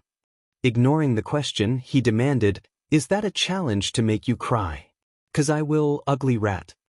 I grew frustrated. Seriously, where does he come up with these stupid names? Gripping his arm, I stared until he finally met my heated expression. "Why the hell are you calling me a crybaby?" It was a word I didn't like hearing, so if he would throw out the name casually with no provocation, I at least needed a reason. Surprisingly, he didn't look mad, only amused at how upset I was getting. "You always look like you're on the verge of tears." "I do." I loosened my grip, now trying to rearrange my expression to something that would remove the nickname. I felt his rough fingers pulling on my cheek. "Yeah, that's only making you uglier." He was finding this funny, no aggression in his demeanor, only mirth. For some reason, I wanted to release a short chuckle but held it in, resorting to a pout as I pulled away. Mr. Aizawa announced that we arrived, so we all stood to rush out the vehicle when I felt someone staring. I met forest green irises and stepped back, furrowing my brows at Izuku's frown. I shrugged it off temporarily, walking alongside Jirou as we entered the center. As we met Pro Hero 13, I scanned the area looking for All Might in his towering figure. It would be my first time meeting him, so I couldn't ignore the excitement bubbling. I also wanted to see Izuku regain his smile because the thought of his grim expression from minutes earlier had unsettled me. Yet, All Might was nowhere to be found. Disappointed, I became lost in thought as I randomly reflected on the conversation I briefly had with my sister yesterday. "So, did you make any friends?" Isabella, my older sibling, questioned, eyes glowing from the morning sun through our video call. Yes. Are any of them boys? Or girls, perhaps? She wiggled her eyebrows in a suggestive tone, and I dismissed her notion with a sigh. Don't be weird, it's my first day and I'm not thinking about that, I deadpanned, while lowering the volume on my phone to wince slightly from the implication. She groaned in discontent, but I watched closely when her eyes stared at a far-off distance. Rushing, she ended the call with a quick wave, leaving me curious as to who demanded she hang up. I was summoned out of my memory when I heard a gasp. Looking around, I saw a hazy, contorted air forming quickly as people materialized down by the rugged, dirt zone that 13 referred to as the Central Plaza. Mr. Aizawa's voice drove a spike of fear in me. Stay back. Those are villains. He grated out. I stumbled back, feeling a palm on my back to prevent me from crashing into them. Is this a joke? I noticed my classmates' expressions. All of them looked lost by Aizawa's statement, and the intensity in the air only heightened as 13 attempted to usher us out. I neared Izuku, asking, "Where's All Might?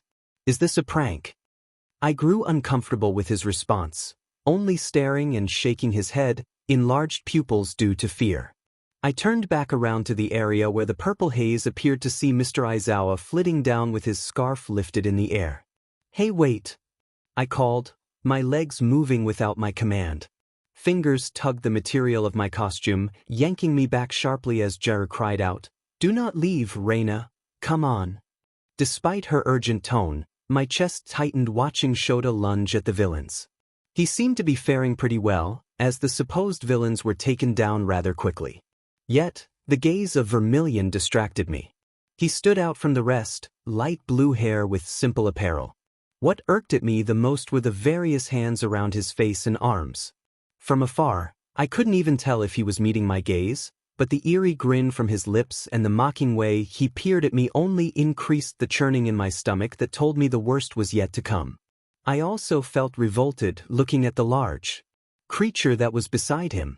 Pink matter was poking out of his head as his face morphed into a beak. It almost looked as if he was a being that was put together to counter the ways of natural law. Jirou forced my body back in her direction, but I felt droplets prickling against my cheek. "It's raining." I was wrong. The mist from down below had floated about, appearing in front of us to stop our escape. I was too consumed with fret for Aizawa to listen to the words being exchanged, only pinpointing that he asked of All Might's whereabouts. Before anything else could be said, I heard the defiant yells of Bakugo and Kirishima, followed along with 13's protests. Wait, what's happening? I couldn't process anything else as I only saw black and felt Jirou's hold loosening. I grunted out in frustration, losing track of where, who, and what the hell this was all about. I was welcomed back to a somewhat stable version of reality as my body was roughly pressed into the hard floor beneath me. I yelped, opening my eyes to see red, soft hair covering my vision. So heavy, I thought, as the pressure on my body refused to lift. What is on me? Wait, who is on me? Before I could raise my palms up to remove the heavy burden on my body, I heard an apology as the weight vanished immediately. "Geez, do you have to be that rough, Bakugo?" Kirishima whined, rubbing his cheek in pain. I sat up, regaining composure as I turned to see Bakugo and Kirishima standing above me. "You're not in heaven, you ugly crybaby," Bakugo bluntly stated the obvious, tugging on the bracelet of my costume to force me upright. "I know, you wouldn't be here if I was." My calm manner seemed to send Kirishima into a fit of laughter as Bakugo yelled at us both. I took a step forward, ready to search for the others when I felt a soft. "Now why is someone under my foot?" Lifting my heel off, Kirishima began to explain what happened in the brief moment that I was unconscious. "Bakugo mourned your seemingly lifeless body," he began, but got interrupted with the blonde's insults. "Anyways, you hit your head and knocked out immediately. Villains surrounded us, and since Bakugo and I are super manly, we took them all down. But one of the last ones caught me off guard, so I fell on you. Sorry about that." Well, that explained the multiple bodies that were unconscious in the office-looking floor we were on. "Thanks," was all I said as I touched Kirishima and Bakugo, sending healing properties from aloe vera to atone for their light scrapes and bruises. Kirishima sighed in relief, but Bakugo growled and tried swatting me off. I don't need your help, ugly girl. We need to go back to where our shitty teacher is. I was about to open my mouth when I noticed movement nearing Bakugo's head. I jumped, hearing Bakugo cry out as I used my hand to flip through the air on his shoulder. I launched out stones rapidly, making sure to target the area I saw that was glimmering oddly. A chameleon-looking man took its place as he groaned and hit the pile of rubble below him, unconscious. Wow, Reyna, I wasn't lying when I said you're the manliest girl I've met. I felt Kirishima grabbing my arm in excitement as Bakugo only looked on with furrowed brows. Can we leave already? We've got to do, he muttered, staring beyond the glass windows of the place. I agreed, then we ran out of the building, making our way through the flights of stairs. As we approached the center of what 13 donned as the USJ, I mused, different structures to help with our quirks, right? I guess that warp thing wasn't predicting that, so everyone got thrown in different places. Maybe it helped our class fighting them. Bakugo only nodded in acceptance of my statement. Where's Jirou? Izuku? Mina? Kaminari? I worried more for the two boys. I had confidence in Jirou's ability to defend herself or search for help, but Kaminari seemed to be the type to panic in battle, and I didn't want a villain to use that to their advantage. There was also Izuku. He gets injured using his quirk, so with one battle spar, he'd be left too harmed. I felt that same churn from earlier reoccur, only pushing me to quicken my running pace as I finally saw the beginning of the plaza. I hadn't realized that I used the stones of the ground to propel me so fast that I left Bakugo and Kirishima behind. When I finally understood the imagery in front of me, I froze, feeling my heart writhe in an indescribable ache. This was too much. Mr. Aizawa's head was lifted, eyes glowing red as I realized he was using his quirk. My throat closed when I noticed the blood dripping from his face, seemingly never-ending. I remembered his calm smile as he came home to see a dinner ready for him on the table last night. I had tried to wait for him, but I got too hungry, so I settled for waiting on the black sofa. When he entered, he shot an apologetically grim smile as his fingers grazed my head, almost as if we had been living with each other for years. We talked about my first day of school as I walked upstairs and he followed, plate in hand. I mentally slapped myself the longer I spent in his presence. I was always so hateful towards adult men, but being around 𝐀𝐮𝐭𝐡𝐨𝐫 did not bring about the mistrust I typically felt. The large, bird-like creature slammed 𝐀𝐮𝐴's head into the ground as blood splattered from the contact. I screamed, legs regaining momentum as I used a stone to catapult me in the air, witnessing what took place below after Aizawa was disturbingly knocked unconscious. I saw the blue-haired man yelling in anger, before composing himself and saying quietly, "Let's go home. I'm almost there, run faster please." Another stone propelled me, but the odd-looking male leaned forward suddenly, one hand reaching out to encapsulate 𝐬𝐶's entire face. The high-pitched scream left from my mouth as Izuku only stared, stunned. I landed in the water, frantically moving my legs as the red-eyed male suddenly stopped. "You really are cool, Eraserhead." "What?" Lifting my eyes to look past the man, I saw Aizawa with his head lifted against the odd creature, eyes still showing remnants of a fiery red glow. "Mr. Aizawa," I choked out, feeling the tears pooling behind my eyes. This was too much.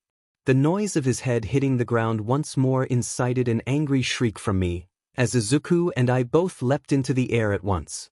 I heard Izuku's scream as the air suddenly swirled powerfully around me, sending water, debris, and stray villains flying in all directions. "Izuku!" I yelled, releasing coiled vines from my body to wrap around 𝐬𝐶, Mineta, and I, as we aimed to not fly about with the powerful impact of his punch. The wind settled, but the sight made my heartbeat stop. His strong blow landed on the creature instead, but had no effect on him. If one blow from Midoriya could cause that much of an impact, why was this thing unaffected? It grabbed Izuku's arm as the other hand lifted.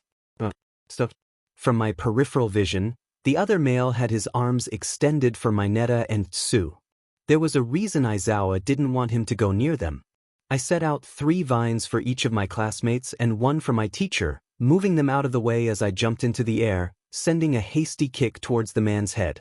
He cried out in pain, sounding angry as his hand grazed my lower leg momentarily. At once, the skin he touched burned with the worst pain I've ever felt. The cells of that portion of my leg were on fire, leaving an unusually raw throbbing that I couldn't shake off. I hissed, eyes squinting in hurt. What happened? Flipping away from him and running towards Izuku, the pain only increased, forcing me to stumble and feel one painful tear leak out. I couldn't bring myself to think coherently though, as a loud crash sounded from the opposite end of the dome, and I stared, stupefied.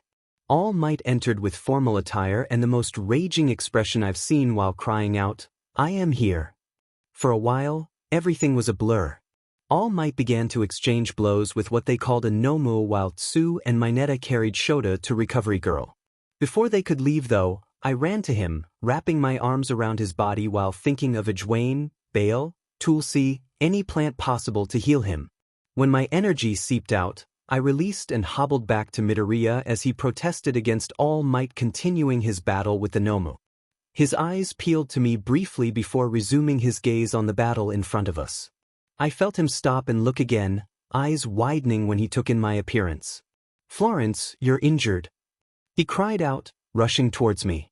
"Am I? Who am I kidding? I knew I was, but I didn't care. I worried for the man being taken away because his injuries drilled trepidation in my spirit."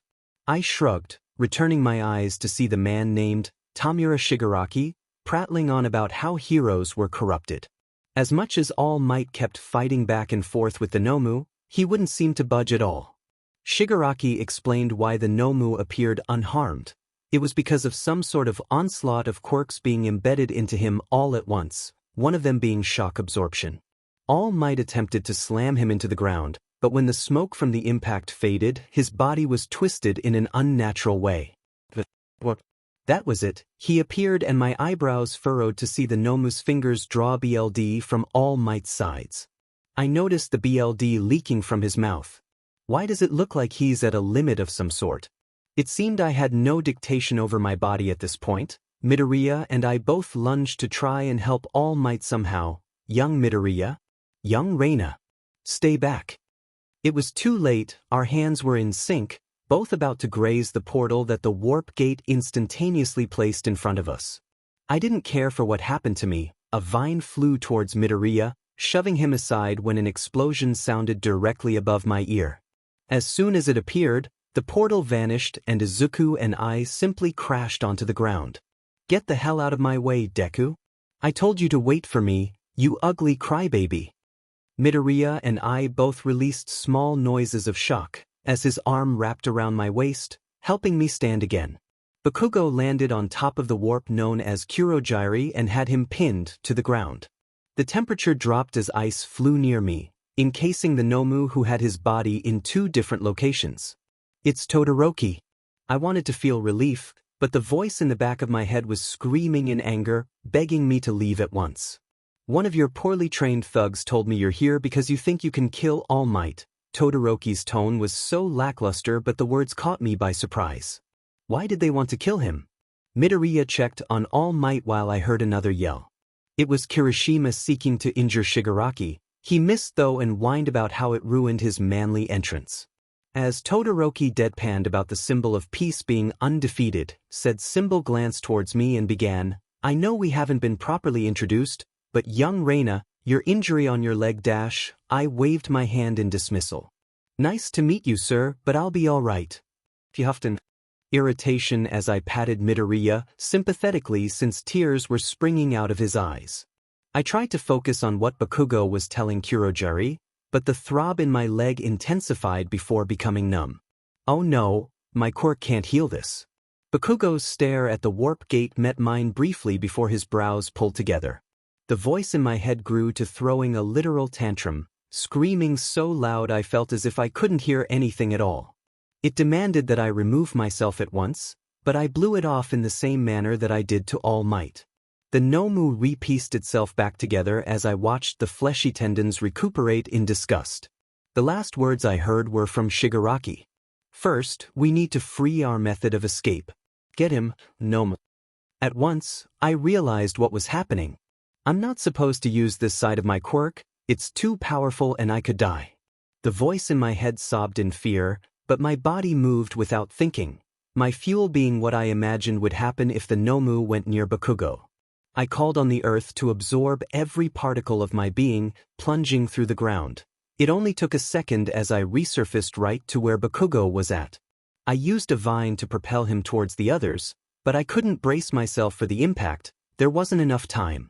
At once, the Nomu's large fist met my face and chest, sending my body plunging into the wall as it split in two. For a few seconds, I heard nothing but a shrill ringing that drilled into my brain, quieting the voice that sobbed moments ago. I couldn't feel anything either for a split second before the pain wrapped its thick, leaden arms around my chest, attempting to squeeze the life from me. I sunk from the hole I was blasted into, the bones in my spine shriveling in affliction as I collapsed to the ground. My mouth opened to make a sound, but I wasn't sure what derived from it. Oh God. It hurts. I couldn't move anything and I could barely see, my vision so blurred that it was as if I had a kaleidoscope embedded through my pupils. I felt my head slacking. Slowly voices started to resurface to my hearing range. So many screams of my name, was someone touching me? I couldn't be sure, I was moving but I knew I didn't manipulate my body to do so. I breathed heavily for a while, finally taking note of the thick, warm liquid dripping from different parts of my skin. I'm not going to die, right? I don't think so. Yes, I faced the impact of reabsorbed power from the #1 hero, but was it enough to kill me? I wasn't sure. My vision hadn't recovered, and even though the pain burned me to the center of who I was, I couldn't move my body to even drown it out in the slightest. I felt something as soft as a feather briefly slide my eyes, before I could form some sort of outline to who was grabbing me. There was a mix of the softest blonde with green beside him. What were they saying? I can't hear you. I tried to speak out, but it came out unintelligible. I tried moving my fingertips to touch something, anything, to prove to myself that I wasn't going to die. Slowly, my hands touched smooth skin, before I felt roughness cling to it tightly. My sight was slowly clearing, but I felt my body being leaned against something as the green figure took off. Midoriya, where are you going? He didn't stray too far as I assessed what was happening the more I regained my senses. The landscape that had surrounded us previously was blown to hell as there was a distinct hole in the roof, allowing sun to pour in. I watched as Todoroki was standing beside Kirishima, and looked up to see Bakugo hovering over me looking towards All Might and Midoriya with one palm extended in my direction, almost as if he was trying to protect me somehow. I heard All Might speaking, fury laced in his tone while yelling to the Warp Gate and Shigaraki. Where did that gnome go? Todoroki and Kirishima began walking towards me, but Bakugo shooed them off. They turned around, but I heard Kirishima motioning for Izuku to join them. Why isn't he leaving? If he won't, I'll stay too. Bakugo, I whispered. I almost thought he couldn't hear me, but his eyes turned to look at me. There was an indecipherable expression he wore, but I couldn't pinpoint it. Go. Are you stupid? No, someone needs to take you, you can't walk. I looked down and realized he was right. 3 of my limbs were pointing in directions they shouldn't have, and there were holes all over my costume coated with BLD or the nasty tint of a bruise. He neared me before I told him to stop. What the F no? Come on, we need to take you to Recovery Girl. His voice wasn't angry, it was only demanding. I need to make sure this ends right. I struggled to get the words out, but he only glanced for a few more seconds before turning on his heel and motioning for Kirishima to continue heading back without him. Something's wrong with All Might. That much I noticed by taking his dry heaving and shaking fists into account. Words were exchanged back and forth between Shigaraki, Kurogiri, and All Might as his shakes grew incessant. Villains were rising from the ground, preparing to battle us once more as Bakugo fled to get ready for another attack. I blinked and nearly missed the way Midoriya sprung into the air. His legs flailed about behind him, but green sparks radiated from his good arm. What the hell is he doing? I lifted my body more before torment demanded that I stop, but I grunted in determination to at least try and stand. Don't you touch All Might, you stupid villain! Izuku cried out in anger as the warp gate opened to reel him in with Shigaraki's deadly hand ready to graze him. My chest throbbed. Izuku, stop! I tried yelling, but my throat strained, forcing me to only leave my mouth agape. Shigaraki's manic giggling ceased when a bullet flew into his hand as my thickest vine flew from my ankle bracelet, wrapping around Midoriya's body and yanking him roughly to safety. He stared at the vine, stunned, before his gaze found mine with tears rolling down. I coughed, feeling blood drip from my mouth as my limbs tightened disgustingly, the pain becoming nearly unbearable. Things were starting to become hazy again, but I forced myself to focus because I couldn't stand it if Midoriya's face contorting in sadness was the last thing I saw. I heard Ida speaking, announcing that teachers arrived to aid us. At once, I heard movement towards my end, and the boys heading back towards the entrance. Bakugo tried nearing me, but the pro hero, 𝐶𝐿, told him to stay away and let him take care of me. I was disappointed. If anyone neared me, I'd rather it be a friend. I heard a high-pitched shriek that seemed to come from present Micah's villains were quickly defeated. I heard Shigaraki's promise of killing All Might before vanishing as my gaze settled onto the green-haired boy laying limply on the floor. I watched carefully as he tried to sit up. He stated a sentence to All Might with tears embedded in his lower waterline, but something told me to tilt my chin to look at the symbol of peace. Was he deflating? I frowned, hearing the rush of 𝐶𝐿 wall forming, but it was too late. Izuku! I squeaked, mouth hanging open as the number 1 hero deflated entirely to a small frame with hollowed-out cheeks and eyes. The moment Midoriya's eyes met mine, it clicked. The way Izuku's gaze never faltered on the pro hero the second he got near him. The way they seemed to communicate without words. Tsu's comment on the bus. Midoriya's rage when the villains still attempted to hurt All Might. The lie he told me yesterday, when I asked what his quirk was. They're connected by a quirk, aren't they? Realization dawned on me as Izuku's eyes grew to the largest I've seen them. A conflict of worry and fear overtook his features. I had 1 second to show him I wouldn't betray him before 𝐶𝐿 blocked him from my view. I used the last of my strength to quickly hold an index finger against my now closed mouth, hoping he understood. I couldn't see his reaction to that though. I collapsed on the ground, staring upwards as exhaustion began to overtake me. I watched a set of eyes look at me through his mask. 𝐶𝐿 had a gun in his hand, and I felt like saying something quite ridiculous before I succumbed to darkness. I didn't realize this was an open-carry campus, I bluntly stated, before I heard loud guffawing as my eyes rolled into the back of my head. I grinned goofily, looking at the light brown-haired girl as she explained why her favorite song meant so much to her. I wasn't expecting to laugh and smile so carelessly when I met her. My older sister told me that middle school was a big deal, so I couldn't screw it up by being how I was in 4th and 5th grade. Relaxing on the swing set and listening to 𝐿𝐼𝐼 was already a sure method that I would be happy again. Spending time with her throughout the school day and discussing random topics until boredom fell over us was what happened the first week. Then, the rumors flooded in. The classmates that stemmed from the same elementary school as me told others that I was a weird, creepy girl who spent her time watching others and speaking oddly. That was true to an extent. I spoke differently as a result of the abuse I endured when I was 9.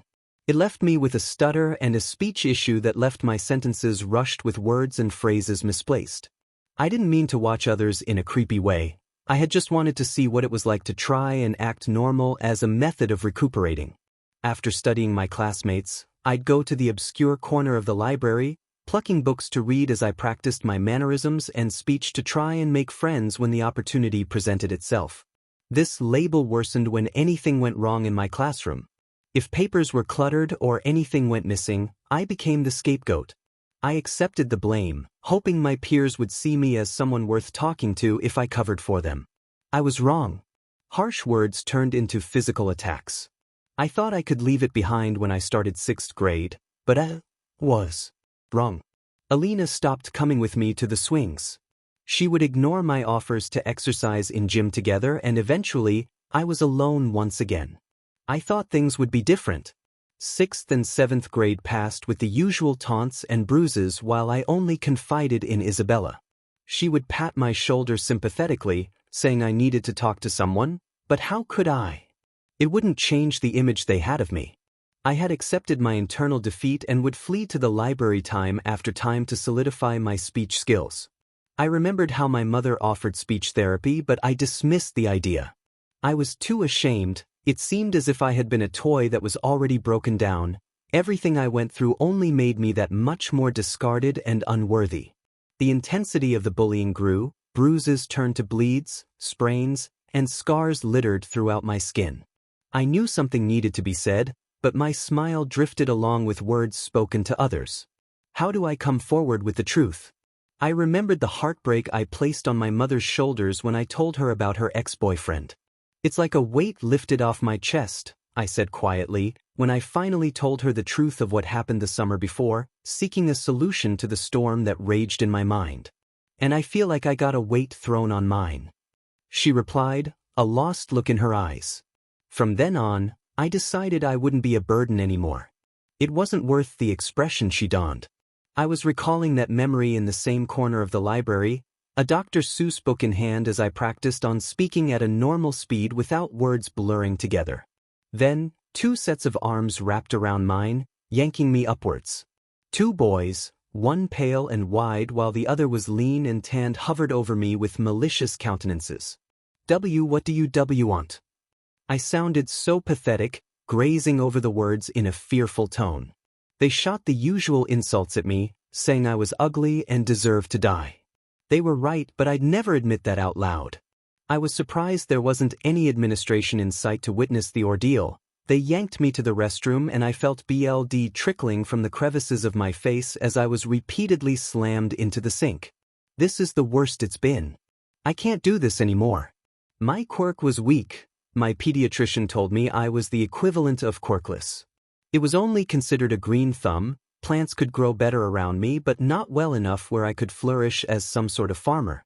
Well, at least that's what we thought.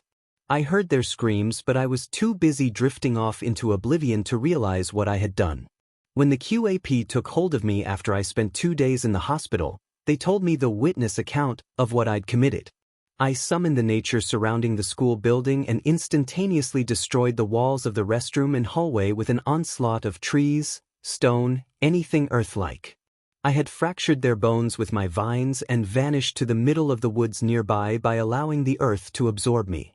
I was stunned. My entire family was.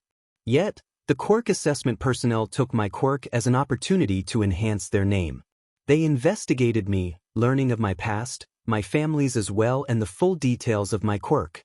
Once they were satisfied that I was their perfect candidate, training began, and I changed my entire mentality, now aiming for the ability to just not be weak anymore. I hadn't realized that I shoved down what I needed for what I wanted. I felt myself stirring, releasing a short groan as my muscles protested the movement. Reyna! A voice called my name. I ignored it for the time being. I didn't have it in me to respond. Shuffling ensued. Wait, where am I? I was too afraid to open my eyes. I couldn't recall why my entire body felt like it got crashed into by a speeding car. Oh, that's right. I cracked a joke to the pro hero snipe. My spine and head were tossed into a cement wall, and that explained why I was experiencing so much strain. Is 𝐀𝐮𝐭𝐡𝐨𝐫 okay? I need to ask someone. Well, if I need to know, it's now or never. I sighed, before allowing my eyelids to partially open. I was startled by the sight.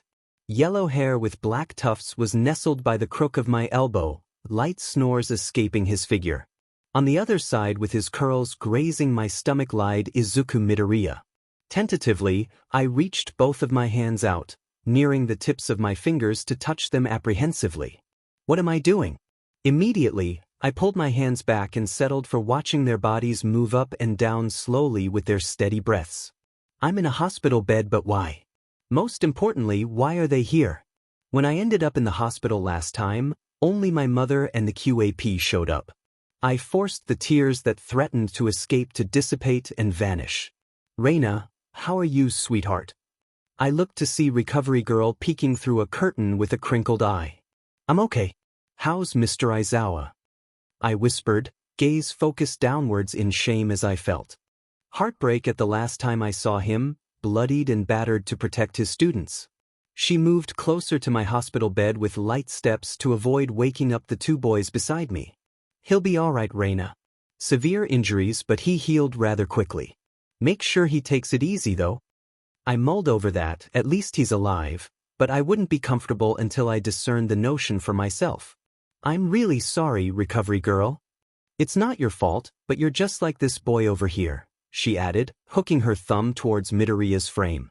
Not knowing how to interpret that, I added, I'll try and avoid this place, seriously. I'll make sure Mr. Aizawa gets enough rest too. A gut feeling told me that I could trust her with discussing 𝐀𝐮𝐭𝐡𝐨𝐫 as the guardian he was to me.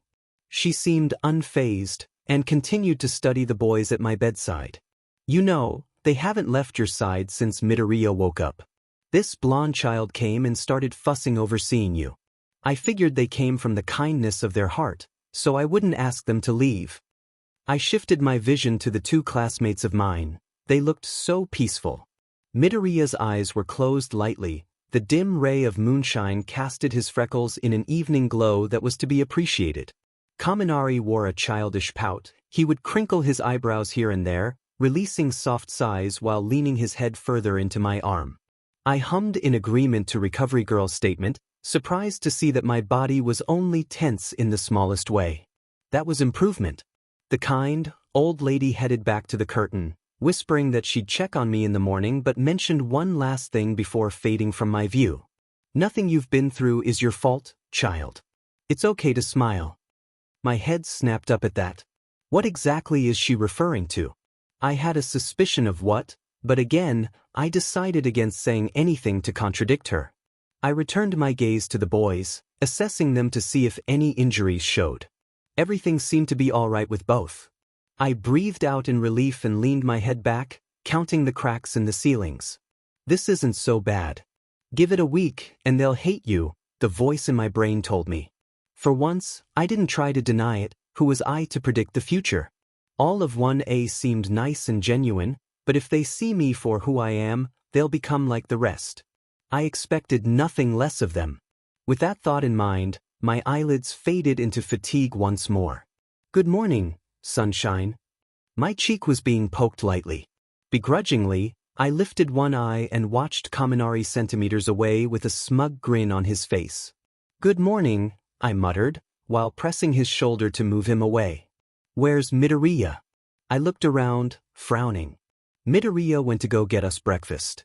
He's so cool, Kaminari stated, as if he could read my mind. He doesn't need to do that. Why you here, 𝐶𝐻𝐼𝐻? I watched as he feigned a look of hurt. Why wouldn't I see my favorite person in the universe? I don't think that title belongs to me, Kaminari. Sure it does. I pestered him again to answer my question. Well, he began. We all heard how injured you got. All of us were worried sick, but after heated competitions of paper, scissors, rock, I won the championship, so I got to visit you. Bakugo nearly killed me for it, though. I'm sure Bakugo was only upset to lose the competition, not because he wanted to see me. I scoffed, wanting to laugh. Recovery Girl walked in and listed my injuries that she had healed. A fractured spine, 2 broken ribs, a broken jaw, tears along the muscles of my back and neck, and a severe concussion.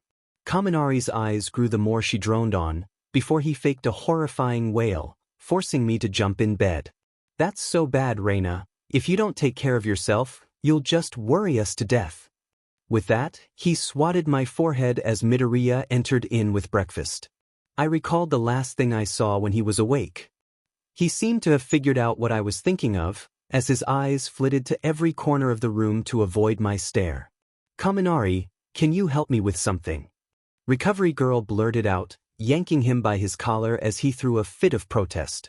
When the door shut, I suddenly found myself unable to look at Midoriya properly or think of something to say.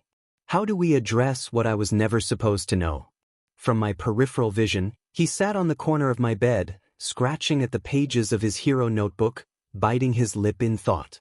I sighed before speaking. How are your legs? With that last jump at that villain, I saw you broke them. Midoriya turned, eyes meeting mine with a hopeful appearance. They're fine. Recovery Girl told me she didn't like that I put myself on the line like that, though. I figured, good to know that you're all right. How do you feel? What was the point of skirting around the subject? I suppose I'm going to have to speak a lot for this. I tried forming my thoughts into understandable sentences, not just random words jumping at my cranium a million miles per second. Midoriya, I'm fine, but let me tell you something. His eyes widened in fear. I was surprised to see the pang of sadness flit between his pupils as he frowned and nodded for me to continue. Well, I know that you know what I saw down there. Seriously, that was such a stupid way to confess of how All Might crumbled into a miniature and hollowed version of himself. I continued, I have a good idea of the bond you and him have. I figured you guys must share the same quirk or something. It explains the similarities in your power and how you both seem attached to each other. It also makes sense that he deflates like that. He's running out of power and he gave it to you. I just want you to know that I won't say anything about what I saw. I'll pretend I never saw that. I wouldn't betray the both of you, especially you, Midoriya. I wouldn't because we're friends and because it will never be any of my business. I will. Always lend an ear if you ever want to talk about it, but if you want, let's just forget, okay? That took forever. Call me Izuku then. He snapped, standing and briefly rushing his hand through his hair with the same frown. What? You said we're friends. Now that you know about All Might and I, stick to Izuku. There's no need for you to call me Midoriya. Where is all this coming from? Nonetheless, I admitted what had really been plaguing my mind since I noticed him curled at my stomach when I woke up last night. I only called you Midoriya right now because I thought you wouldn't want to be my friend anymore after I found out. He stared, rather blankly, before a relaxed smile adorned his face. Why would I stop now? We just met but he paused, turning his body to face the curtain rather than my frame. I feel like I've known you my whole life. I froze. No, he couldn't mean that. I flew from the hospital bed, despite my bones throbbing. When I reached him, I placed my hand firmly on his upper arm before spinning him around. I searched his face for deception, but he only looked at me in clueless authenticity. You're not lying, I whispered before stepping back. I knew I couldn't hide the way my face was trying to twist in joy. Yet, the logical part of my consciousness fought the emotion as I only furrowed my eyebrows in an attempt to keep from smiling. I spun around, now being the one to hide from his view as my palms flew over my face. Just in case. This was a precaution in case I couldn't fight. The happiness. I felt the contortions of my facial muscles, the way my lips lifted as my cheeks stung from the rarity of my actions. It's barely the second day. I hate you, Izuku. I lied, while I realized he was gripping my hands, attempting to remove them from my face while laughter escaped him sheepishly. Izuku no. I squealed, while flopping around like an idiotic fish as his laughter turned into hysterics. I know you're smiling. Let me see, Florence. He shouted joyously, grip growing stronger. Nope, keep touching me and I'm gonna throw stones. I mused, now resorting to throwing myself on the bed, landing face down. He whined, no, that's not fair. Life's not fair, Izuku. I mumbled while rubbing my arms because I moved around too much. Kaminari and Recovery Girl returned, both brightening as they realized I was no longer speaking in monotone. I sat upright, chewing on the waffles Izuku brought us while Kaminari sat beside me, giving a story to both of our waffles.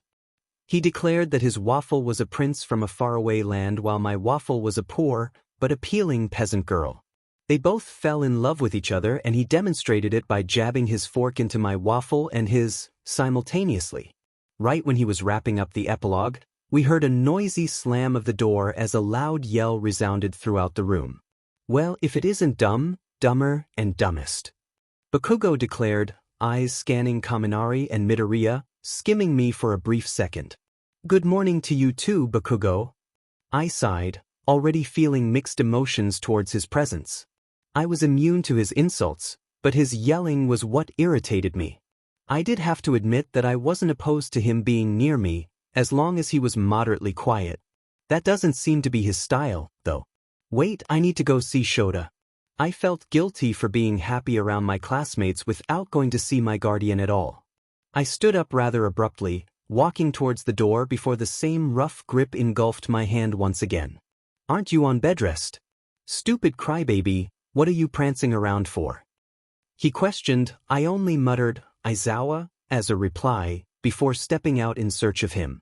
I found Recovery Girl and she led me to his room. Upon entering it, I felt a sinking feeling through my chest, causing me to cease just before pulling his curtain away. What if he doesn't want to see me? He probably blames us for him ending up so hurt. With my hesitation, I found myself chewing on the skin of my thumb, lost in thought. "Come in already, Reyna." Aizawa's voice rang out. Without any more delay, I rushed in. Wincing, I felt the tears prick my eyes as I took in his bandaged state. "I took some damage to my eye, other than that, I'm fine. Quit beating yourself up for it." "Mr. Aizawa, I don't want you risking yourself for us."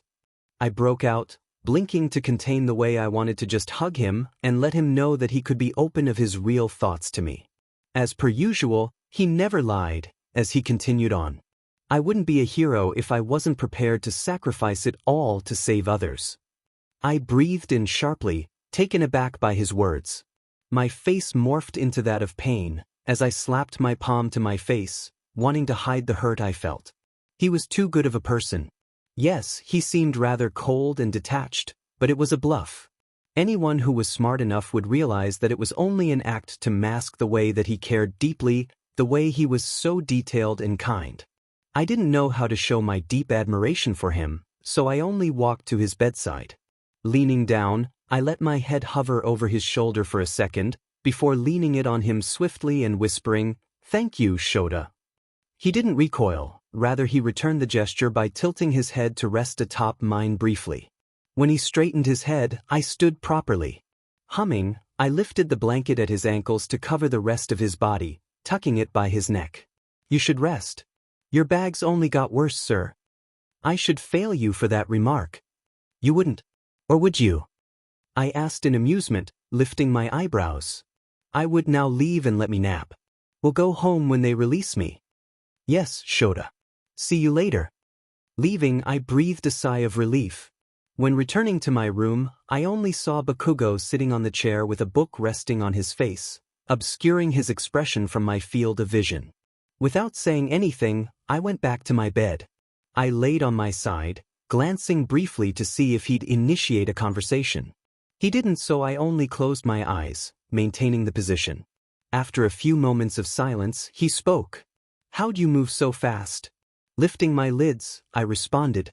"Dangerous part of my quirk. I get 𝐬𝐶𝐾D into the earth to move at a rapid speed somewhere else. Lots of science behind it. I'm sure you don't want the details." "I don't." I remained quiet. I had to admit, there was a uniquely soothing aspect to communicating with him. He felt no need for formalities or steering clear of subjects. He was to the point and infamously blunt. I didn't feel the need to hold back on my words around him, knowing he felt indifferent to my behavior no matter what. "I didn't need you to act like some knight in shining armor," he stated, anger reflecting his mood. "I wasn't trying to be a knight in shining armor. You're definitely not a damsel in distress." "Screw you." "Ditto," I muttered, lazily while yawning. I didn't know why he felt the need to carry on the thick tension of the conversation, but he did. "I'm not thanking you." "Ever," Bakugo announced, tossing the book on his face in my direction. It landed on my stomach before falling off the bed. I wasn't expecting gratitude. I was feeling the ebbs of exasperation, already wanting him to leave. Why did he come, anyways? Good. Start staying out of my way from now on. You're not better than me, you never will be. I was unprepared to hear that from him as he stood, voice raised to a frustrating racket. He was filled with indignation, staring at me with a passionate rage. "You're so easy to figure out, Bakugo. If pride was sincerely a sin, you would be writhing in the pits of hell for it." Deciding that it was not worth the confrontation, I only nodded while humming in agreement. His body shook in anger as he stared at me, astonished by my dismissal of his attitude. "I hate you, you're just as disgusting as that demon nerd," he seethed. I took offense to that on Izuku's behalf. My body stiffened as my fingers curled on themselves. I considered ringing him around my room with my vines, but decided against it. I shut my eyes, I knew that he wasn't truly mad, he was only threatened and felt that I came off as condescending for pushing him out of the 𝐻𝐻𝐽𝐻 way. That wasn't the case. I just hated the idea of anyone getting hurt. Listening to the seat creak with his weight, I figured he must have simmered down. I couldn't exactly let him slide with the remark he made about Izuku. How do I get him to realize the way he dodges his true feelings is wrong? Please, who am I to lecture him when I'm just as bad?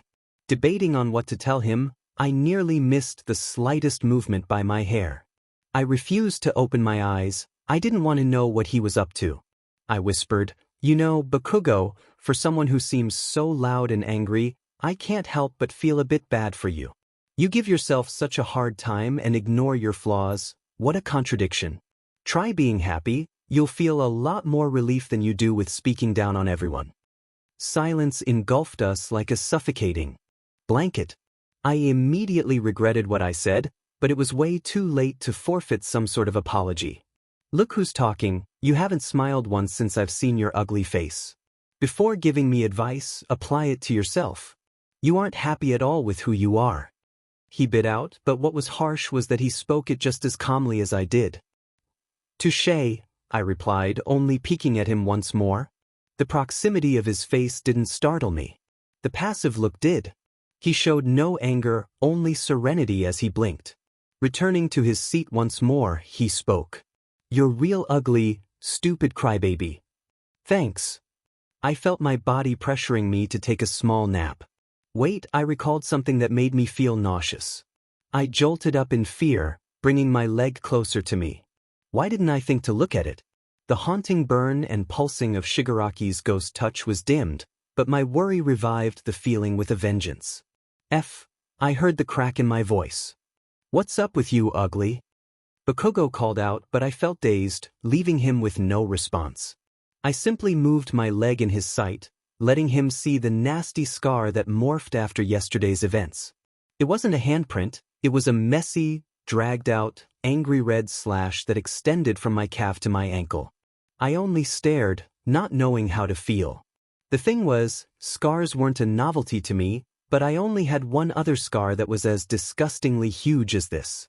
I exhaled roughly, coughing to cover up the distress I wanted to reveal. For once, Bakugo was quiet, unable to bring words of wrath or relief to distract me. Only another addition to point out the fact that I was never an attractive person to begin with.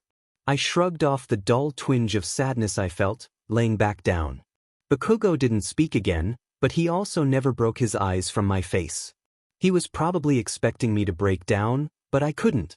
I figured this was another form of punishment from the universe for me being intolerable. I resumed my position of laying on my side, wrinkling my eyebrows to keep from sobbing. I would try again and again, searching for different techniques from my sister to enhance my appearance. Nothing worked. This new scar, along with other small ones along my body, only felt like the cruelest slap in the face. Eventually, drowsiness began to overtake me as I felt myself drifting to a space where I wasn't fully awake nor was I completely asleep. I felt a hand graze my hair, while a comforting warmth enveloped me from head to toe. I returned to school the following weekday, adjusting the knee-high socks as I entered my class. Immediately, small arms wrapped around my neck while I heard a sigh of relief. My parents didn't let me leave my house. "I'm sorry, Reyna. I missed you." Jirou pulled away, sadness grazing her features as she scanned me from top to bottom, lifting my arms slightly. "You got any more injuries?" she questioned with a frown. I reached for her hand to squeeze it lightly, shaking my head and watching as she turned a bright pink. "Thank you, Jirou. I'm fine." The usual, relaxed grin returned as she pushed me towards my seat. Kaminari joined her side, as they began to explain what they encountered when the attack happened.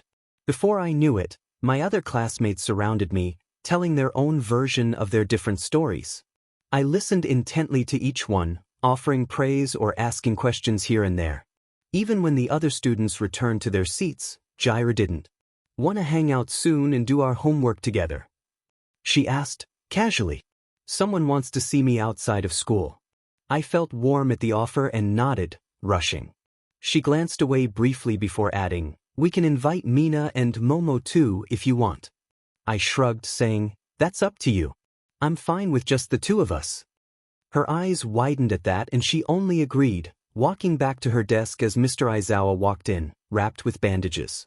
The whole class seemed baffled by his entrance, but I remembered what he told me when we returned home yesterday evening. "I'm going back to school tomorrow." "Stop coddling me," he declared, bemused by the way I was attentively by his side, ready to help him with any simple task. Opening the door for him and carrying everything while cleaning the house seemed to be crossing the line for him, apparently, as he demanded that I needed rest as well. Shigaraki's distasteful gift on my leg left me rattled, so I stayed busy as a distraction. Still, Shota was annoyed by me acting as an aide and scolded me, forcing me to sit with him on the couch as we played some random movie on the TV for background noise, talking about both of our injuries and how we need to recover. Realizing I zoned out, I attempted to focus on Aizawa's words at hand.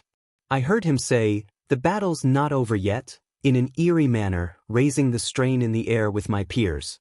Worried sentences began to arise from the students before Mr. Aizawa silenced it with a simple sentence. "The U. A sports festival. /N. TW. Suicidal thoughts." The school day passed by rather quickly after Shota made that announcement. Everyone was brimming with excitement for the upcoming sports festival. I was apprehensive towards the idea of participating in front of millions of viewers. Having them make comments towards anything in my relation unsettled me, and I gnawed on my fingernail as Aizawa announced that we needed to train with various people to prepare. We were allowed to create teams of some sort, giving us the opportunity to find out how compatible our quirks are in different situations. I hadn't really given thought to who I would want to work with. Something was telling me to branch out of my comfort zone, but I was unsure of whose quirk was detrimental against mine. Going against a powerful quirk would be a reassured method of growth. Sighing, I found my mind drifting back to the waves of anxiety flowing through me at the thought of having to have some Spartan-like battle with people from other classes and from my own. I missed Aizawa's dismissal and the tape that flew around my waist, bringing me to none other than 𝗀𝗃. I envied his welcoming grin that made anyone feel excited towards whatever he smiled for. He had that look on often, so it was hard to be irritable around him. Nonetheless, I frowned and squirmed under the tape. "May I ask what this is all about, 𝗍𝗲? You're on our team. Miyu, Kaminari, Bakugo, and Kirishima." "I am." "Says who, exactly? I don't remember being asked to join. Besides, I want the opportunity to work with quirks that aren't compatible with mine," I stated, then added, "Now please let me go." His smile vanished, and I immediately felt guilty for being the cause of it. Would joining them be bad? 𝗍𝗲's quirk was a bit like mine in terms of capturing. My quirk could replicate Kirishima's if I surrounded stones from my body, and the only two that were a contradiction to mine were the two blonde's quirks. 𝗍𝗲, I'll think about it for your sake. Besides, Bakugo isn't keen on me being around him. I told him quietly, but Kaminari had heard and flung his arms around my waist, fake sobbing loudly. "Who cares what that firecracker thinks? I want you with me," he wailed while I patted his head sympathetically before asking him to release me. Said firecracker heard the remark and used the opportunity to yell at me. "I don't want that shitty crybaby with me. Her ugly face is going to interfere with my training." I wish I could have felt insulted and belittled at his remarks, but the lack of disgust in his eyes tipped me off to the fact that he was only speaking crudely because he was a natural at it. "Sorry boys, but this goddess is mine." I turned to see Mina tossing an arm around my shoulder. "Everyone's so touchy," I hummed before slipping away from Mina's hold and walking towards my teacher who laid on the floor, waiting for all his students to exit the classroom. "Sir," I whispered, tugging at his yellow sleeping bag. "What, Reyna? Can I rotate with groups? I want the opportunity to test my quirk against multiple situations. Please." "Fine, anyone could do that, but I figured you idiots want to stick to the people you know. Good job for trying to branch out." "Thanks, sir. I'm making that tofu salad you wanted for dinner, by the way." With that, I walked back towards the collected group near my desk. "I'll switch between different groups," I announced, keeping a calm face in hopes to alleviate the situation. "Okay, But if you don't come with me and 𝐻𝗓𝗓 to the cafe I told you about today, I'll never forgive you. Mina snapped, hitting me on the head. Wait, I thought 𝐻𝗓𝗓 just invited me. Oh well, the more the merrier. At least, that's what I hoped. I want to go too, Ishido. Please. 𝐬𝗓𝗓, Kaminari, and Kirishima cried out in unison. No, this is too many people. I huffed, before a simple word crossed my mind. Izuku. It was almost instinctive, wondering how he was doing, even if he sat right beside me. I scanned the classroom, but watched as he was exiting with Uraraka and Ida beside him. Speed walking, I tapped his upper back lightly. He spun to see me, with a simple blink. I kept my lips in the same thin line I resort to when I'm building up courage. We should train together at least twice. Only 'cause I want to better my quirk. I stated, studying the pensive expression he wore. Sure. He smiled and turned quickly, walking away. Tim, that was short. I would think it's unlike him to behave that way, but we've only been friends for 3 days. Before I could tell 𝐻𝗓𝗓 I was ready to go, I heard his footsteps trailing back to me. I lifted my head to see his green curls rushing towards me with a paper extended in my direction. I looked to feel him shove it in my palm. Here's my number, Florence. His voice is rather loud right now, he continued. We can talk and pick a time and day to meet and train, okay? His eyes were searching into mine. I only raised my eyebrows before nodding, turning away to dismiss the way my skin felt prickly and warm. Despite my slight irritation with the boys wanting to tag along to the cafe we were going to do homework at, I accepted their pleading and raucously vibrant bantering and witty remarks. I stayed close to 𝐻𝗓𝗓 the entire walk there. She asked me of my favorite color and I told her that as of now, I was indecisive. She was interested in my reasoning, so I briefly explained how colors represent different things, so my preference to one depended on what I wanted to represent. Purple would be a good color for you, don't you think? She asked as we walked through the doors to the cafe, smells of sugary dough and chocolate wafting through the air. Yes, like the purple of your hair or a lilac, both appealing shades. I replied, hoping my compliment to her appeared as harmless and innocent as I intended it. She coughed loudly, eyes frantically darting over the menu as her neck appeared flushed. Is she getting sick? We began placing orders, Kaminari and I ordering churros with light coffee as Mina and 𝐻𝗓𝗓 demanded bagels with cake pops. Kirishima and 𝐬𝗓𝗓 finished our order with 2 dozen donuts. I didn't question the hefty amount. Removing the yen from my wallet, I felt fingers brush mine lightly. I'll pay for yours, Kaminari told me casually. I squinted my eyes in suspicion, looking to see if he had some scheme planned. He stared back rather naively. I nodded, putting my money away. I'll pay yours next time we go somewhere. I told him, hating the way I was in favor of repaying him. Next time. Yes, Kaminari. Okay, sounds good, Reyna. He handed the cashier his money, plucking the bags of food as our other friends had already chosen a booth in the corner and began laying out the sheets of homework assigned. Is it okay if I call you Florence too? Midoriya calls you that now, and being your best guy friend in the universe, it's only fitting if we call each other by our first names. His tone was filled with embarrassment and a hint of hope. My best guy friend. I hadn't realized that was a thing, and if it was, I knew I would give the title to Izuku because of the way he trusted me with his secret about his quirk. Looking at Kaminari, I wished he wouldn't be so reckless in brightening people's day by mere words and handing out such grand labels for people who didn't deserve it. I can't exactly say no to this idiot, though. The puppy-eyed expression he carried could not be ignored. That's fine by me, was my response as we approached the table.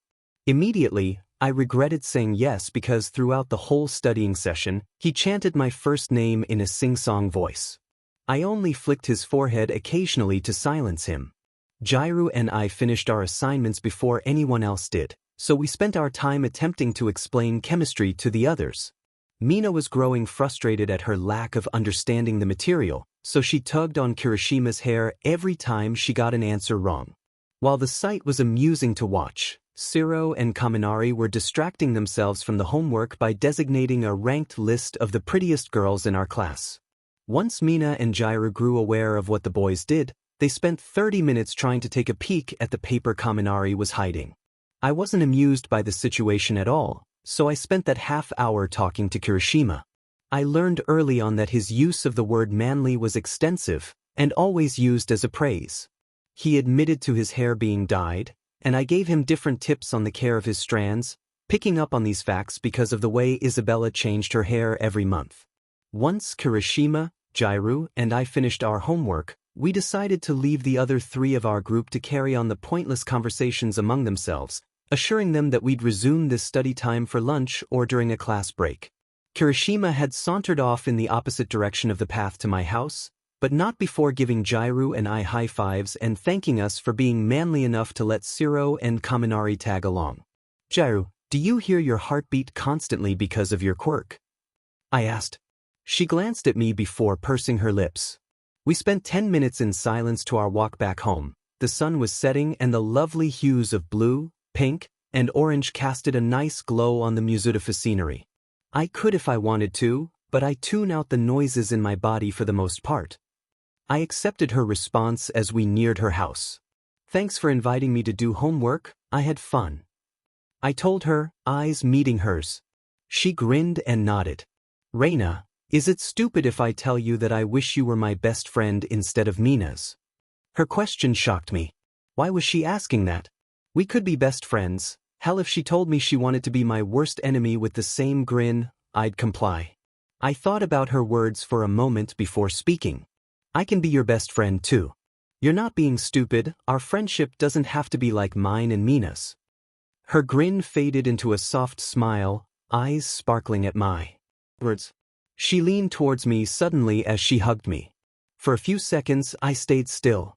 Slowly, I lifted my hands to rest on her back before resting my head against her shoulder while staring out at the sunset.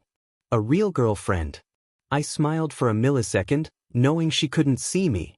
We both pulled away as she waved goodbye and ran up the steps to her house. When I arrived back home, I felt giddy with how comfortable I felt with the people in my class. A nagging fear embedded my mood, warning me that I could lose them if I showed my real personality, the weird girl that stuttered and mixed up her sentences. The girl that would smile and still look ugly. A weak monster of some sort. I shook off the negative cloud begging to hover me as I prepared 𝐀𝐮𝐬𝐿's dinner. He wouldn't be home till midnight, he told me before I took off to the cafe. I used the opportunity to go to the home-crafted gym that was Aizawa's basement. I lifted weights and released my anger towards myself onto the different punching bags. Then, I got on the rusted treadmill, running full speed for an hour. I kept flitting to the idea of calling my family to check in on them. They weren't aware of my stay in the hospital. QAP was notified, but they decided I shouldn't tell my family because their worry would bring me home. I hated the idea of hiding things from them, but I wouldn't even know how to begin to explain the incident. Picking up the phone, I heard a few short rings before my mother's voice radiated from the speaker. "Florence, how's everything in Japan?" she asked, words seeming forced. Did she not want to talk? "Everything is fine, are you busy?" I questioned, ignoring the voice in my head that told me she was better off not hearing from me. "Actually, can we talk later?" "Alright, bye, ma. Love you." A small beep followed. She couldn't even say it back. I decided to shower, dispersing the words that floated around my brain. "Kill yourself. They all hate you. They don't know how disgusting you are. They will get tired of you. Save them the energy of being near you. And now, will you shut up?" I snapped, wrapping the robe around my figure as I stormed to my room, slamming the door shut. "Don't cry. You haven't." I was putting some discarded pens into the highest pocket of my bag when I noticed an orange paper tucked inside. How come I haven't seen that yet? Plucking it out of its origin, I read the contents. "You're an ugly crybaby, I don't hate you." Below it was Katsuki Bakugo's number. I cursed myself for the slight tilt in my lips. Placing the paper away in a drawer, I crawled into bed before feeling a vibration from my phone. "Izuku, hey, Florence. Can we train on Thursday? Sorry if it's a bit late, by the way." I assured him that I wasn't bothered and agreed. "Izuku, thanks. Good night, Flo." I cut my phone off, staring outside my window for a bit, letting the noise of cicadas overwhelm me. Another buzz. Did Izuku leave something unsaid? It was an unknown number. I realized it was Bakugo's because of the identical digits.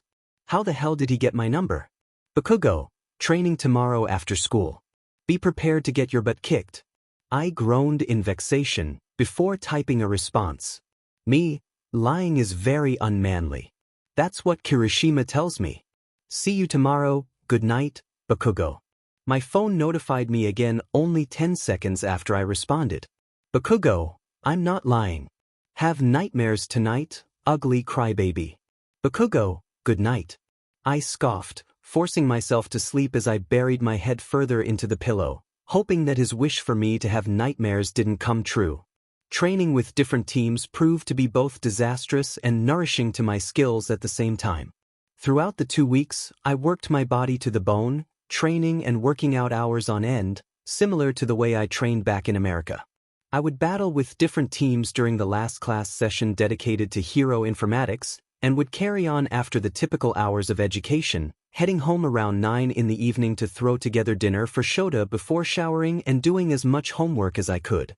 Aizawa only allowed my training to be as long and dragged out as it was because he said I'd be at the school, which was fine by him since he'd typically be in the teacher's lounge. Yet, he warned me that I couldn't go to anyone's house unless the sun was out, and I informed him. Working with Bakugo and the boys proved to be strenuous but entertaining. He never held back on his fighting with me, even going so far as to have the entire group use all their power on me at once, nearly sending me back to Recovery Girl. Nonetheless, I thanked Bakugo after every meeting. He would only grunt, swatting my forehead each time. Kaminari would end each spar with a hug, demanding that I reciprocate it. I never pushed him off because Kirishima would join in, his muscles nearly hardening as I almost got strangled to death by his grip. 𝐬𝐮𝐴 would occasionally join, and then I'd have to wrap my vines around the 3 boys, threatening them with my silence if they continued being overly affectionate. With Tokoyami's group that included 𝐻𝐼RO, Sato, and Koda, I'd use all the strength I could muster against 3 powerhouses as Dark Shadow would toss me to and fro while 𝐻𝐼RO and Sato would be relentless in their attacks. Koda used my weakened state as an opportunity to summon birds and mice to startle me and poke at me, causing me to yelp and jump on Dark Shadow's neck, asking for its protection while it only yelled in glee. I found myself in ease with their company. They never pressed for answers or talked too much. Tokoyami would give me tips on how to 𝐻𝐼RO my vines in a bold manner at which he manifested his quirk for his high-scale, overpowering combo. 𝐻𝐼RO and the others were as welcoming as Tokoyami, and I found myself making conversations with the group throughout the fortnight. The girls on the other hand were loud and chaotic, but extremely supportive. Mina, Tsu, Jirou, Hagakure and Yaoyorozu would teach me new ways to use my stones and vines. Yaoyorozu, being knowledgeable and intelligent, would list plants and their strengths. Once I explained how I could attain a certain attribute from the plant, her eyes grew wide as she began listing off the different advantages and ways that deriving traits from healing stones would help me in battle. Your quirk is amazing, Reyna, she praised at some point. I looked back and walked towards her and Jirou with water bottles in my hand. I love yours and Jirou's quirk. You guys are pretty powerful, so that means a lot coming from you, I said, handing them their drinks. The girls blushed, only beaming with gratitude. The most surprising person I worked with was Shoto Todoroki on one occasion. He would train alone and leave early, only sparring with 𝐻𝐼RO here and there. When he asked if I could use my quirk against him, I complied but felt hesitant. He and I never really had conversation, but I heard he was pretty powerful, so I dismissed any worry and continued on. His ice was appealing and chilling, much like the user of the quirk. He always kept a stoic expression, only to occasionally lift a corner of his lips every so often. At some point, he asked if I had an assortment of quirks within me, seeing as I could bring about any given aspect of nature that I wanted. I explained briefly that it was all within the same quirk. I was just fortunate enough to have range over my abilities. When I said that, his eyes dimmed slightly as he frowned. What's wrong, Todoroki? I asked, tugging on his sleeve to bring him back from whatever grueling thought he seemed to be playing out. He blinked, offering a small and apologetic smile. Your quirk is like mine. I have 2 sides to it, but I only use my ice. Why? If you don't mind me asking, I added. I really was curious for his reasoning behind that, If he used his other side, which I was almost positive it was fire, I figured out early on that he was the son of pro-hero Endeavor. He would be too powerful for anyone to compete with. My other side is a curse. It came from my horrible father. I froze. Oh God, he just opened up to me. What do I say? I was upset. I always knew I had a reason for finding Endeavor distasteful. His aura radiated a hate and starvation for power that never sat right with me as I watched him on television. I thought for a moment, I too had a dark past with my biological father. Before my mother divorced him, their relationship had already fallen off a steep cliff, landing on the jagged rocks of a pointless shore. The jagged rocks were his abusive ways. He would beat me often, taking out the frustration of his crumbling marriage onto me. To this day, I never truly hated him though. I knew he had a fragile mental state and he wasn't always such a hurtful person. Still, I couldn't ignore the onslaught of slaps, punches, and kicks that came from morning till late afternoon for 2 years. When I turned 4, my mother walked in on him giving me a solid blow to the cheek. Deciding that it was the final straw for her, she took her 3 toddlers and moved to a city 300 miles away. Shaking off the memories, I turned to Todoroki and began. Hey, I don't know what kind of relationship you have with your father, but just because something came from him doesn't mean it's bad. Shouldn't you be living proof of that? You're not a bad person, Todoroki, and you came from him, so you shouldn't be HRD on yourself or your quirk. His eyes grew large, lips pressed into a thin line. He was my last fight of the day, so I stayed behind with him while my other classmates filed out the gym, heading to their homes. I don't know why I felt the need to carry on, but I did. You know, my dad wasn't all that nice to me before my mother divorced him. He hit me often, and he was always disgusted by being around me. What bothers me is that my family tells me I look just like him. I hated that, but I figured that just because I'm his daughter doesn't mean I have to turn out the way he did. I won't repeat a cycle of abuse or negativity. I made sure he saw my gaze when I said my last sentence. You won't let that happen either, I know it, even if you use a quirk that came from him. I hoped it was the right thing to say. Something just nagged at me to get those words out, to lessen the cold countenance he always had on. He stopped walking with the mats in his arms, turning to look at me. You mean what you say, Reyna? I don't lie, was my response, as I felt scrutinized under his heavy stare. Thank you. He turned to place the mats on the shelves, leaving me to release a breath I had been holding. You're a kind person, he said before saying goodbye and walking off. Taking in his words, my heart ached for what Todoroki meant by his curse. Life can be so unfair, especially for people like him. People who don't deserve cruelty. I had grown accustomed to Izuku and his team consisting of Uraraka and Ida. They were a mixture of loud and quiet, grueling and kind. I was surprised that Ida was very funny, making cheesy jokes here and there to lighten the tension that would stem from my one-on-one fights with Midoriya. Ida also had a tendency to run around me while Uraraka and I went against the boys. He would grab fistfuls of my newly designed hero costume, since my old one got torn to pieces at the attack in USJ, and made me dizzy from flapping around behind him like a useless doll. My favorite part of working with them was when Izuku and Uraraka floated too high, causing the cheeky girl to get nauseous. When she accidentally released them both, I created a vine for Ida to run on and catch Izuku, while I used a stony platform to launch me into the air as I caught Uraraka. Be careful, I muttered, sending aloe vera to her stomach to cease the nausea. Wow, Reyna. I feel better already. She squealed, wrapping her arms around me as we landed on the ground. Izuku stared at me for a moment, shaking off his grin as he handed me a stack of papers. He told me that he enlisted all the ways I could summon my quirk and different offensive and defensive tactics. He also listed different scenarios and theories for enhancing my abilities. When I looked it over, I felt my face asking for permission. How kind of him. He spent his free time thinking of me, trying to help me. Did you only write this much for me? I found myself asking, meeting his gaze as it turned into that of a flustered demeanor. Why yes, Florence. I mean, I hope you don't think it's weird. His explanation trailed off. Saying thank you wouldn't be enough. I was overwhelmed with joy. It came to me with the force of a tsunami, threatening to crush the walls I reserved for so long. I wasn't angry when the walls revealed holes, almost as if it was intentionally planned since my creation. The holes allowed water to seep through and flood my chest with delight. As he muttered on, I looked around to make sure no one else saw me. Fine, I'll allow it. Just this once. I placed both palms on his cheeks, forcing him to stop and look down at me.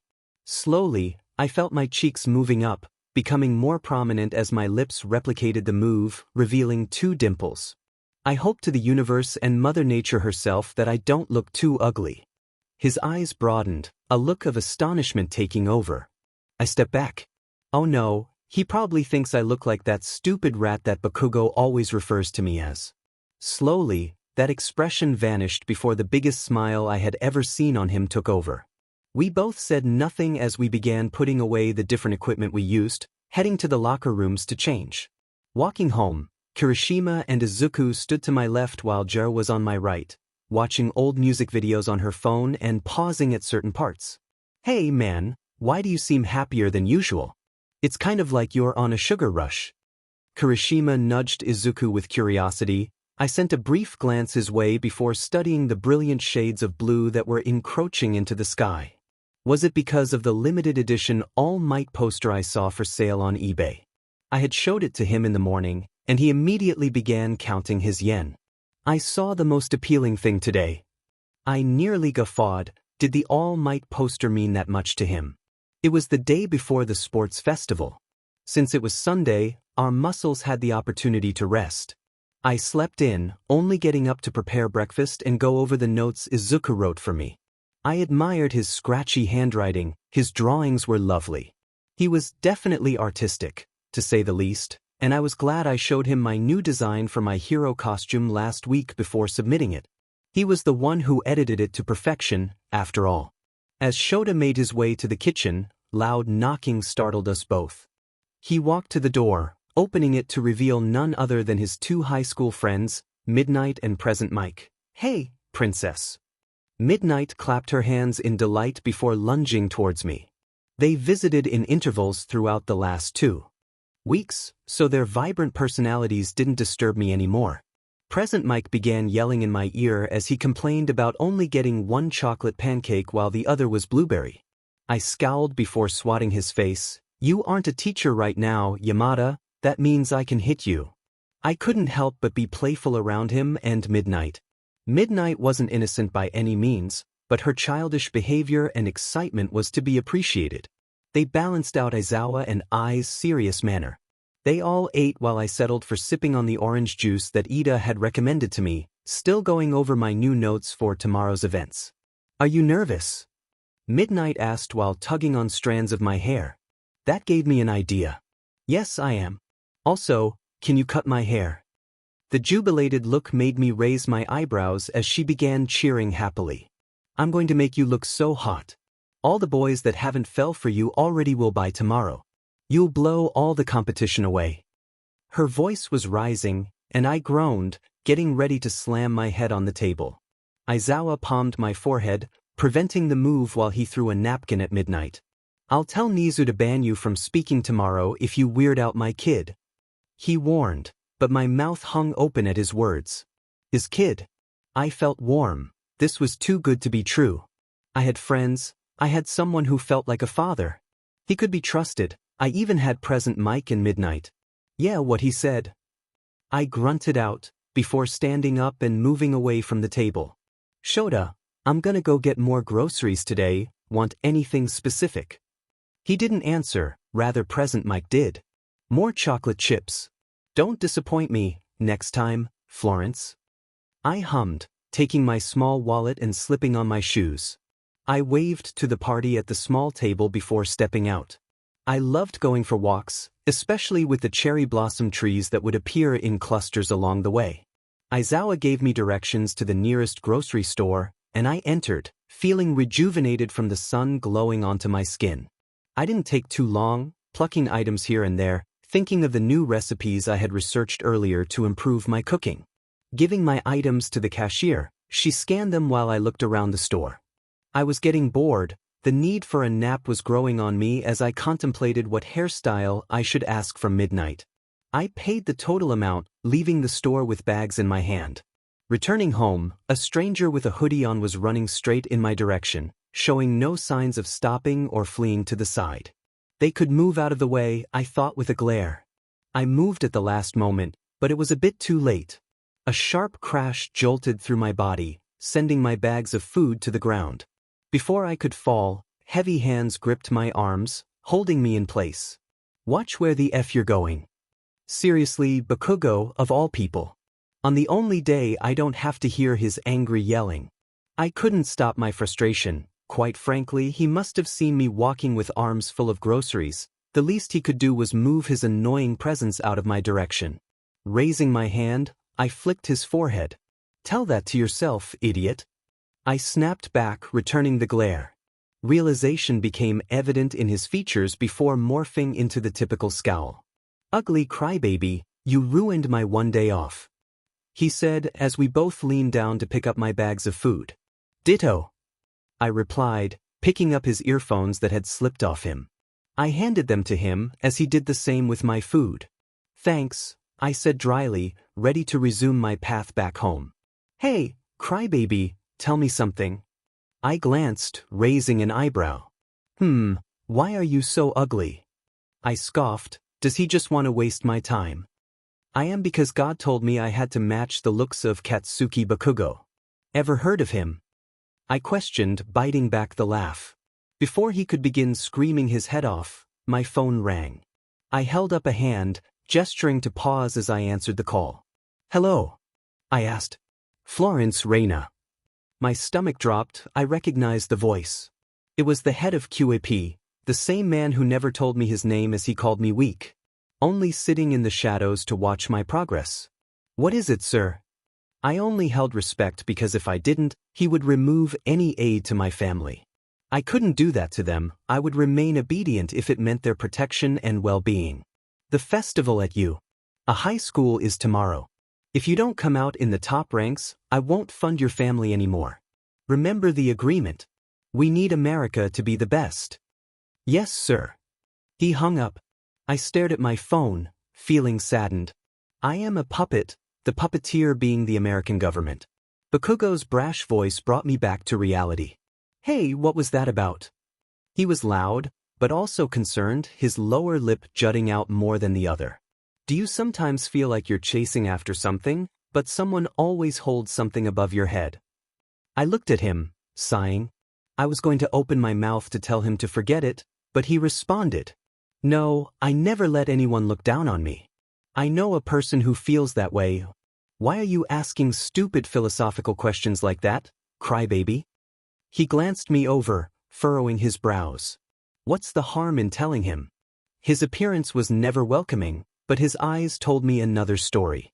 I only mentioned the QAP, and how even if I wanted to be the best hero for myself, I felt guilty because of the hold they had over me and my family. I was shocked at how intently he listened, expressions shifting with my explanation. It brought me consolation to see that he wasn't being snarky, only a friend. No, he doesn't consider me one.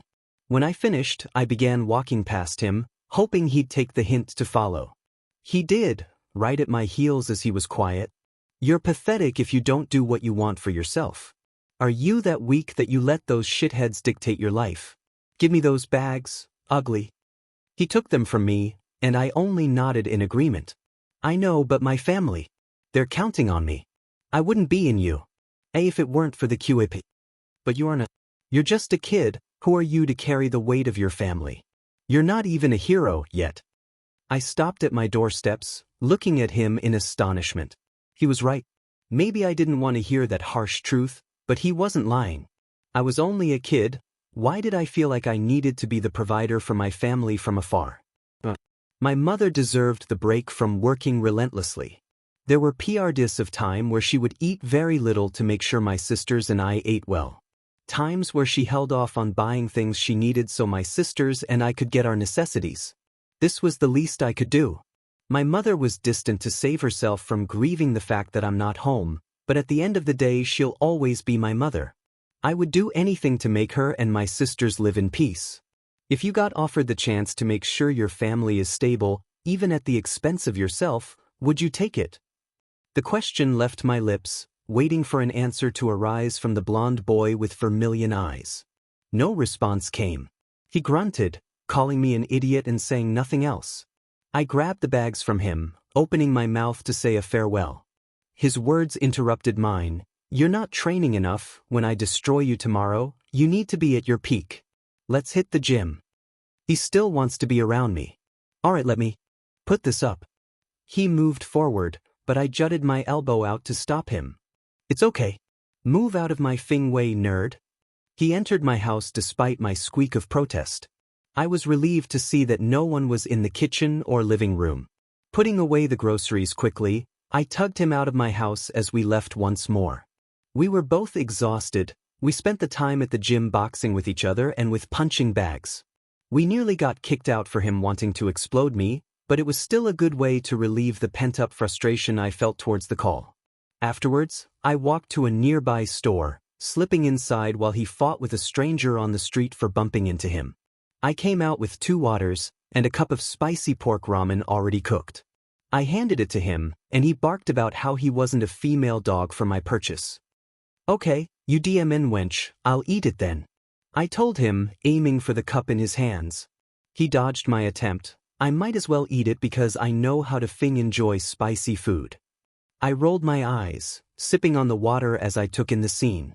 The trees were as pretty as the color of Izuku's eyes and hair. The sky was a mixture of Kaminari and Jirou's hair color while tints of the shade in Bakugo's eyes were scattered. Sunsets are always so pretty, I said, relaxing in the angry boy's presence. Yeah, and you're hard to look at. When we arrived at my house, he became awkward as he hurled insults, not knowing what else to say. Good night, Bakugo. See you tomorrow. I told him, closing the gate since I knew midnight was waiting for me with a pair of scissors inside. Yeah, maybe a miracle will happen and you'll stop being so ugly. He really has a way with words, doesn't he? As if we had some telepathic connection, we both flipped each other off at the exact same moment. He nearly smiled at that, and so did I. My body was rigid with nerves as I sat at a cold, metal table with Jirou, Kaminari, and Kirishima. They were forcing conversations to try and take away the anxiety that all the students felt. I was only focusing on biting my nails, ignoring the way moths seemed to be roaming around every inch of my body. I was glad I cut my hair. The long length would only get in the way of any activity I had to do to win. Ida approached me, offering me gum to chew on. You keep biting your nails and they'll start to bleed. That's not going to feel pleasant. Thank you, Ida. I chewed on the gum, wringing my hands that sat on my lap. Why can't I calm down? I knew the answer. It was because no matter what, I needed to win. The thought of my siblings and mother's disappointed faces flickered through my mind. Florence, your haircut looks nice. Kaminari whispered, flashing me a reassuring grin. Thanks. You're not nervous. I whispered back, studying his appearance. He was leaning back on the chair, arms behind his head with a light-hearted aura. Nope, I'm just going to try my best. Jirou used my silence as an opportunity to tuck in an earphone. Green Day was playing as Uraraka walked towards me to grip my hands, insisting we use breathing techniques to relax. I was so zoned out with Jirou resting her head on my shoulder that I missed the first words being exchanged between Izuku and Todoroki. Jirou nudged me, and I removed the earphone to look at what was happening. All Might has his eye on you, doesn't he? Todoroki was looking at Izuku with hostility. I tensed, where is this coming from? Midoriya looked just as shocked, mouth parting. But I'm going to beat you. He finished, with a scary look of ice and determination. Kirishima tried talking and grabbing Todoroki's shoulder to calm him down, but he shrugged him off. We're not here to play at being friends, so what does it matter? Is that how Todoroki really felt? I knew there was something deeper in his words, but I wasn't the type to force anyone to open up. As he turned to walk away, he was halted by Izuku's statement. Todoroki, I don't know what you're thinking when you say you'll beat me, but of course you're better than me. I think you're more capable than most people. I can't afford to fall behind. That last line seemed to be directed more at himself. I frowned, wanting to tell him that he was doing just fine at the way he was developing his quirk, but Izuku didn't stop. I'll be going for it with everything I have too. Todoroki's eyes had anger coursing through them, but he met my eyes for a brief moment, pausing before looking away. So much bitterness in the air today. I went back to chewing the rest of the gum before Ida yelled at us again to begin making our way towards the stadium. I noticed the way Bakugo seemed to be in a hateful mood. His face was contorted to match the rage he felt. Gripping his shoulder, I told him, "It's pointless being angry, just try and catch them off guard to show them your competition too." Why was I comforting him? He didn't really need it. If anything, he's probably going to bite my head off for trying to be nice. I was right. He slapped my arm away with a rough intensity. "You're just another pointless extra. I don't give a SHT what you have to say." That hurt more than it should have. I walked away. There was no need to feed his pathetic fire or ego. We waited at some dark tunnel. Izuku was muttering to himself and Kirishima was clapping loudly, going on about how he hoped we all showed our manly assets off today. I remembered what Aizawa told me before I took off running to school in the morning. "Florence." His voice was soothing. He had been the one to make breakfast today, insisting that I needed the extra hour of sleep. "Yes. I'll be proud of you no matter how you do today." I stared, too touched to conjure up the perfect sentence. "I'll do my best," I said, holding up my fist that was clenched, "for you, my family, and for myself." I heard Present Mike welcoming Class 1A into the arena. The doors lifted and we all began running out. Some of my classmates were cheering and waving their arms wildly while the booming noise of the crowd nearly made me flee behind Jirou and hide. The other classes were announced as we began to fill up the circular dome area very quickly. I saw some distinct faces from Class 1B. The silver boy named Tetsu had arrived with the crowd that surrounded the exit of our classroom the other day. The students were gauging us and declaring war. A notable student was the boy with sunken bags and purple hair. He amused me because he looked just like Aizawa, except he was lavender-toned in his eyes and hair. I didn't catch his name, but he had stared my way for a few seconds. Speaking of the devil, he had made his way to the front of the crowd, standing next to me as Midnight began introducing the event. She then proceeded to call Bakugo to the front since he ranked number 1 in the entrance exam. "I'm Hitoshi Shinso, I haven't properly introduced myself to you." He stuck his hand out with a cocky smile. "Florence Reyna." I shook his hand, then grew silent as the entire stadium waited for Bakugo's words. "I pledge that I'll be number 1. The herd of classes immediately broke into booing and yelling, calling him all kinds of insults for his statement. I only stared, but when he met my gaze, I looked away, recalling the immature anger he carried from earlier. "Why are you doing something so disgraceful?" Ida cried with fury and alarm in his voice. I walked to him, patting his shoulder to calm him down. Midnight retook the stage, deciding the first event out of the 3 with some device that spun through various options instantaneously. It landed on a small, rectangular, digital label that indicated an obstacle course run. Not too bad for a starting event. I should aim for the top 3 places. We all gathered around the entrance of a long tunnel. I was lost in the midst of the crowd before a hand grabbed my fingers. I looked to meet green hues as Izuku flashed his cheerful grin. I didn't miss the anxiety that flashed through. "Good luck, Izuku. I'm sure you'll do great. Forgive me if I beat you though." I squeezed his hands to indicate that I was only half joking. He returned my words, seeming to have relaxed a bit. Present Mike and Shoto were the ones hosting the event. They told me they'd make comments here and there, while I begged them to not say anything at all about me. Yamada used that as an opportunity to blackmail me into being polite whenever he was around. I thought of that before hearing Midnight lash her W into the ground, screaming, "Go!" Immediately, I shoved a vine to the ceiling of the tunnel, allowing my body to swing over the sea of students. I swung around like a munny, feeling my body move easily with the use of my sturdy vines. I launched my body out of the tunnel because I felt the icy breeze of Todoroki's quirk trailing behind me. Flipping in the air, I landed on the ground running while I heard screams of people being trapped in Todoroki's ice. Jumping slightly, I dodged it while manifesting stones under my feet to act as rollerblades and glide on the ice. I heard Bakugo's screams mixed with Mina's and Mina's before I nearly bumped into Todoroki's still frame. There were large robots up ahead, arms moving wildly as they were prepared to crush us. Todoroki swung his arm outwards, launching shards of ice to trap the robot while I flew into the air, wrapping vines around the robot to catapult myself past them at the same time the icy hot boy did. Landing, I imagined a large boulder crushing one of the robots as I heard the loud crash of my successful plan behind me. The least I could do was clear one of those death machines for my friends. Todoroki and Reyna from Class 1A take the lead in a breeze.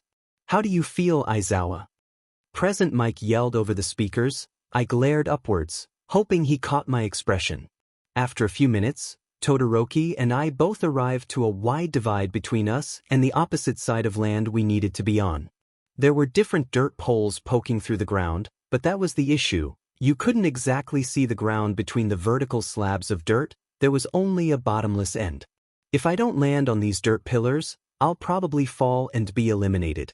I groaned, but found myself being motivated by Todoroki skating on the strings attached between each pillar. I stuck a vine to the first pillar before flying over the lack of ground below me. I did that several times until I reached the other end. That wasn't so bad. I could hear the other students not far behind me at all. Bakugo was still screaming at Todoroki as he flew through the air with his explosions. Todoroki and I ran up the red staircase, pushing ourselves harder with each lagging breath. In front of us lay dirt that looked clustered together as if it was man-made. Nearing the fixed earth, I slowed my run to a light jog, glancing at the sign that was placed right before you could step on that specific part of the ground. "It's a minefield." Present Mick's voice could be heard from the various speakers placed throughout the course. He spoke on about how the mines could injure us, but not actually kill us. I carefully walked through the ground as quickly as possible, noticing that Todoroki mimicked my movements. I made sure to avoid the darker spots of the dirt, knowing the mines lay directly below them. Eventually, I grew comfortable enough with my pace to increase it. "Come on, I can feel the end. I need to win." I began jumping and taking certain rolls through the air, landing precisely on the lighter shades of earth. Bakugo's voice could be heard along with his loud blasts. "BSRD. Don't declare war to the wrong person." His tone was indignant, and I moved to the side to avoid the battle that they were engaging in. They took jabs at each other, Todoroki attempting to freeze his hand while Bakugo shot off explosions. I'm not involving myself in that cat fight. I ran faster, nearly reaching the end of the transition to mine-free land. "I didn't forget about you either, you ugly but crybaby." Oh God. Suddenly, the loudest blast yet sounded clearly. I turned to see a flash of green zipping by the classmates ahead of him quickly.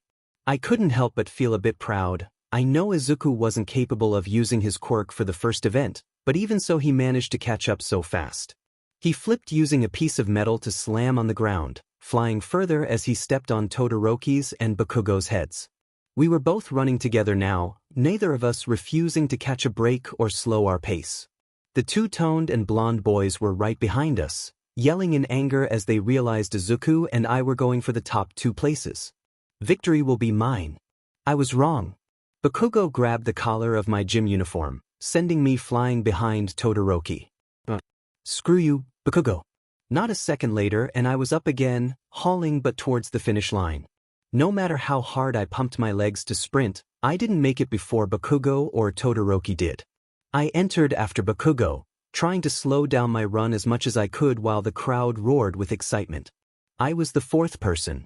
When I stopped, doubling over to take in some oxygen, my face nearly released the burning tears I held back. "Stupid Bakugo. You played dirty. It was a race, not hand-to-hand combat, you blonde cactus." I heard Izuku's sobs of joy, and I was glad that the person who deserved it the most earned the spot for first place. Other students began entering after me, but I was trying not to lose my grip and punch Bakugo in his face. Finally containing my anger, I released a sigh, standing up and heading towards Izuku. "Look at you go. I'm impressed," I said, raising my eyebrows to take in the tears that were slipping out of his eyes. He stumbled forward, giving me a shaky smile before wrapping one arm around my shoulder, bringing me in quickly to his side. "Is my face on fire?" I was very aware of the millions of viewers. Hell, maybe even my family was watching. Izuku. My mom's probably seeing this. I squealed, moving away and covering the bottom half of my face, hoping he didn't realize the way my eyes scrunched up, to tell that I was smiling. Florence, you can't be embarrassed of me. We're best friends. He wailed, tugging my sleeve to gesture that we approach our classmates. I made a sound of laughter, not letting the real giggle escape. I'm certain I made it to round 2. Now what's in store? None of this turned out the way I wanted. My clearest memories before the cavalry battle were being gathered around the other 41 students that advanced to the second round. Izuku left my side to talk to Uraraka briefly while I stayed alone, only observing my gym uniform to ignore the stares of the thousands of people in the audience towards our clustered group. Midnight introduced the next event. It was a cavalry battle according to the label on the screen. She explained the rules. We'd each have our own headbands with points written on them. The point system started by the 42nd student who only had 5 points while it increased by 5. Every student turned to glare at Izuku with a lust to go after him. He was first place in the obstacle course, so he had 10 million points, while I had 195. I didn't care about that though. I still wanted to be on his team to make sure that we both advanced to the final round. Midnight said we had 15 minutes to choose a team of 4, including the rider and at least 1 horse. The battle would last for half an hour, and we were free to use our quirks to snatch headbands from other teams. If Izuku and I form a great team, there's no way we'll lose. I'll even see if I can have Jirou and Uraraka with us. I'm sure they'll agree. Before I could approach him, someone gently seized my wrist, forcing me to turn and meet purple eyes with the same tone of shaggy hair. Reyna, I was wondering if you would like to form a team with me. 𝗀𝐿 asked politely, but the smirk on his face made me hesitate. Well, we can ask Dash. I stopped. My body had frozen and my mouth closed. What the hell?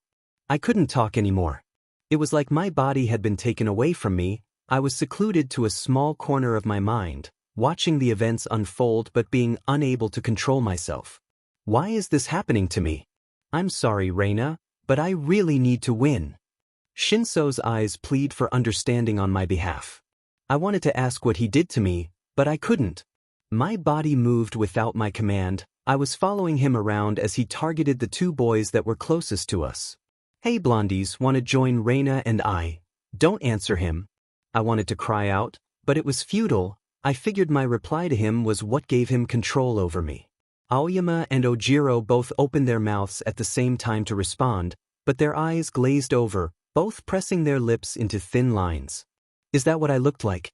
We walked to a far corner of the stadium. I couldn't even look anywhere to show that I needed help. My eyes just stayed trained on 𝗀𝐿. The 15 minutes passed while we all remained silent. 𝗀𝐿 would say something every so often to the boys, but never spoke to me. In synchronization, Ojiro, Aoyama, and I bent our knees as 𝗀𝐿 stood in the center. I was in the front as the boys gripped my shoulders with the sunken-eyed boy sitting casually above us. Midnight signaled for the event to begin, and the majority was a haze. I couldn't fight the situation I was in, but I still needed to win, so I stopped protesting the deep voice that lulled over my mind, commanding my quirk to protect him, our headbands, and to take more from the other teams. I wanted to apologize to the other students. They looked stunned as I didn't hold back on my quirk. I used stones, heavy boulders, vines, thorns, anything to get the headbands he gestured to, without having a grip on my power level at all. After 25 minutes, I heard his yells. Bakugo's team flew by us, 𝗂𝐿 accidentally crashing into my shoulder while 𝗀𝐿's arms wrapped around my upper body, attempting to shield me. It was too late.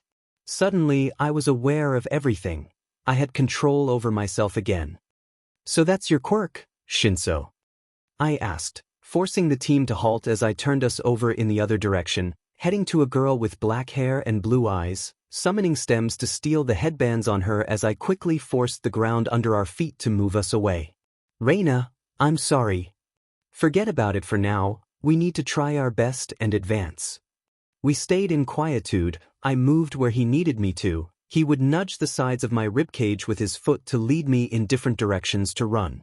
We can't get too near those groups. He was referring to Bakugo's, Midoriya's, and Todoroki's team who were currently forcing the worst of their quirks to try and protect or steal headbands. I hummed and nodded. He patted my head for us to slow down. All we needed to do was protect the headbands we had, and we would move on. Even if I don't get to advance with my friends properly, at least I could have Aoyama and Ojiro near me as I helped our team in defense and offense. Quietly, 𝗀𝐿 and I watched as Midoriya jumped towards Todoroki. The two-toned boy's face showed a deep resilience against Izuku's own determination. Bakugo was screaming all the while. I gasped. Very briefly, flames erupted from Todoroki's left arm for a short moment. Then the signal rang, ending the battle. Who advanced? Things were too disoriented from my friends' teams that I couldn't pinpoint exactly what went down. Ojiro groaned, rubbing his head while Aoyama started speaking in French in a rather angry tone. 𝗀𝐿 got off of us, turning me to face him as he put his hand on my shoulder. We advanced, but I know you probably hate me now. I'm sorry, he said, eyes casting the guilt he felt. Your quirk, I stated, watching as his head lifted up, portraying a look of resignation. What about it? It's a shame you didn't make it to the hero course. You'd be good at taking down villains who like to monologue. He blinked, before releasing a deep laugh with a grin that made his eyes crinkle. I breathed out in relief, before Midnight announced the teams that advanced to the final round. Team Todoroki, Team Bakugo, Team 𝗀𝐿, Team Midoriya. They made it, that's nice to hear. We were dismissed for lunch, and I waved goodbye to 𝗀𝐿, walking to the restroom to relax. I had used a lot of the stamina from my quirk, so I needed to rest a bit. When finishing up and leaving, I walked towards the dining hall, ready to eat enough to restore my fuel for the final rounds as I let the heat of the sun warm my skin. I was passing through the back of a tunnel, avoiding the herd of people that were trying to get their food faster. I smiled slightly, finding the blades of grass and flowers dancing amusing as the natural land shifted to the blue-themed walls of cement. The space was growing narrow, and my footsteps grew quieter. I heard two familiar voices, but I wasn't a person who eavesdropped, so I tuned it out. The shadows of this back hall grew as darkness enveloped it. Abruptly, an arm slung around my waist, pressing me against the wall as a hand covered my mouth, silencing the squeak of surprise that slipped from me. Bakugo's gruff voice spoke. Be quiet, they'll hear us. Who is he listening in on? Wait, why is he being a metiche? I only narrowed my eyes, pressing my lips together in anger. Todoroki's voice radiated through the tunnel that led to an open exit beside us. Midoriya, are you All Might's secret love child or something? My mouth hung open as my cheeks burned a bright pink. It took everything in me to not fall on the floor in laughter. Shutting my mouth and biting my cheek to stop the giggles from slipping out, I placed my hand over Bakugo's. He still refused to remove it. He glared at me in puzzlement as the conversation continued on. Todoroki began explaining his childhood, immediately wiping away any humor I found. He was born not out of love, but out of an arranged quirk marriage. His siblings and mother lived under Endeavor's cruelty until one day she finally snapped, throwing boiling tea on Todoroki, which explained the scar covering his left eye. The more he spoke of it, the more my face shifted its features in rage. That son of a bitch, hurting Todoroki and the rest of his family for what? Power. Endeavor's son. I shut my eyes, fighting back the urge to cry. Shoto Todoroki didn't deserve this at all. Bakugo's palm left my mouth to press one finger on my forehead, forcing my eyes to open. He looked caught off guard. There was no anger, frustration, or confusion. Only a quiet inquisition as he took in Todoroki's story. I'll reject him completely by winning first place without using it, Todoroki stated, revealing the icy hostility once more, but underneath I could tell he was burning with the need to prove his father wrong. Midoriya only breathed out a sigh, saying nothing. Bakugo's eyes had widened by the fire and ice user's words, and mine were enlarged just as much as his. Todoroki's steps could be heard before they stopped, the echo still radiating through the hall. Midoriya. What is it, Todoroki? Izuku's words were shaky, probably expressing how he took in Shoto's story. There is one person that I think understands me because her past is similar to mine. She seems beyond her problems, and I admire her for it. Who's he talking about? Why are you telling me this? Because Florence Reyna shouldn't extend her kindness to you if you think she's weak. I know by the way you always try and help her, you look down on her, don't you? What the? Bakugo looked at me, pupils so dilated that it nearly covered his entire iris. The turn of the conversation stupefied us both. I don't think she's weak. Not physically, to say the least. Midoriya's voice rose, hesitation stringing through the words. What does that imply? Todoroki questioned, a slight scuffle of his shoe. Yeah, what the hell does that mean? She has a weak mind, I can tell by the things she says, the way she never smiles, and how she hesitates in everything she does. She acts as if she's always on the verge of falling apart. I just want to help her gain faith in herself. Bakugo's arm around my waist became taut with fury. I only stood limp, unable to conjure up what to think or feel. I act like I'm about to fall apart. Since when, you stupid freckled boy? I'm not some damsel in distress. I don't need anyone for anything. Todoroki must have been connected to me at that moment by his next words. You're not her savior. She's strong, and if you don't see that, your friendship with her is made on fake premises. She doesn't deserve that. I'd much rather show her a true friendship than have her continue to be around you. I probably know more about her than anyone else does right now. He was right, not because I considered Todoroki special, but because I opened up to him enough to help him understand himself. I didn't mean it like that, was all Midoriya said, sadness in his tone. Then why say it? Todoroki spoke icily, before silence ensued. His steps drilled into my head, notifying me that he and Midoriya left the area. Bakugo removed his body that had been hovering over mine, stepping away as he looked to the side, not meeting my gaze. Well, that's a lot to digest. Midoriya thinks I'm weak-minded. Now because of Todoroki playing devil's advocate, both Midoriya and Bakugo know that I was similar to Todoroki because of our childhood. I didn't need that bombshell being dropped on anyone at all, it was my private life, and I was the one who decided who would know what. Stepping away to take my own leave, Bakugo's voice kept me in place. That shitty nerd missed the mark, but you get the point, don't you, ugly? You are weak-minded because you choose to be. So stop looking like a fing crybaby and get your act together. No one's going to pity you. Prove that you're what that icy hot 𝐬𝗧𝗟𝗘 said about you. I let his words sink in, an unspeakable irritation flowed through me. I chose to be what way?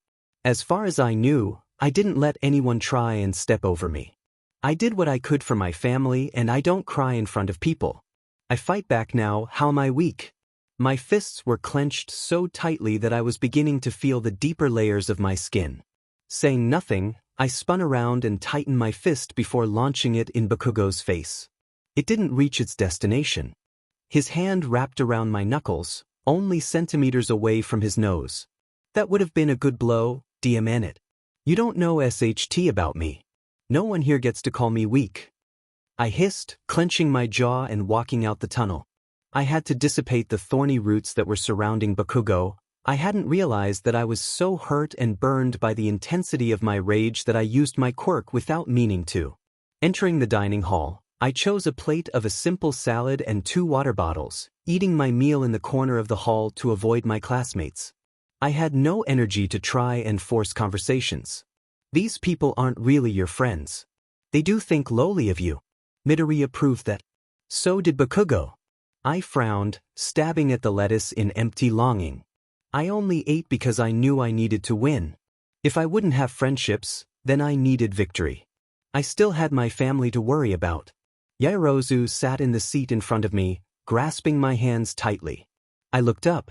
Reina, we need you to come and dress into a uniform in the girls' locker room. Aizawa said that our class was one of the groups in charge of a cheer event. I nodded, throwing my nearly finished plate of food away as we went into the locker rooms. Yaoyorozu handed me my cheer uniform, and as I changed in the private dressing room, I felt afraid of stepping out. My scar from Shigaraki. It was the notable smudge that was inches long and wide. The uniform nor my socks would cover it at all. People are going to think I'm uglier than usual, and quite frankly, I've had enough of a blown ego to last for a good while. I waited for all the girls to leave the room before stepping out. I didn't want to leave the changing room, But if I didn't, the girls would come hounding for me and would see either way. Sighing, I walked through the long hallway leading to the stadium, noticing that most of the students were already gathered, waiting for midnight to entail the details of the final event. I neared the girls from my class, but frowned when I noticed all their stares of humiliation. I hate them. I made these costumes for nothing. 𝐻𝐻𝐻𝗧𝗟𝗘 wailed, flinging her arms around as Jirou hugged her soothingly. What's going on? I muttered, hiding my leg with the scar by placing it in front of the other. Kaminari and 𝐻𝐿𝐼𝐻 lied to us about dressing up and said it was for a recreational event. Now, we all look like idiots because of those two perverts. Uraraka explained, patting my hair sympathetically to show me she felt the same as my revolted expression. Seriously, Denki. How gross. As if talking about him had drawn him near us, 𝐻𝐿𝐼𝐻 and him came squealing and clapping their hands in delight as they took in our outfits.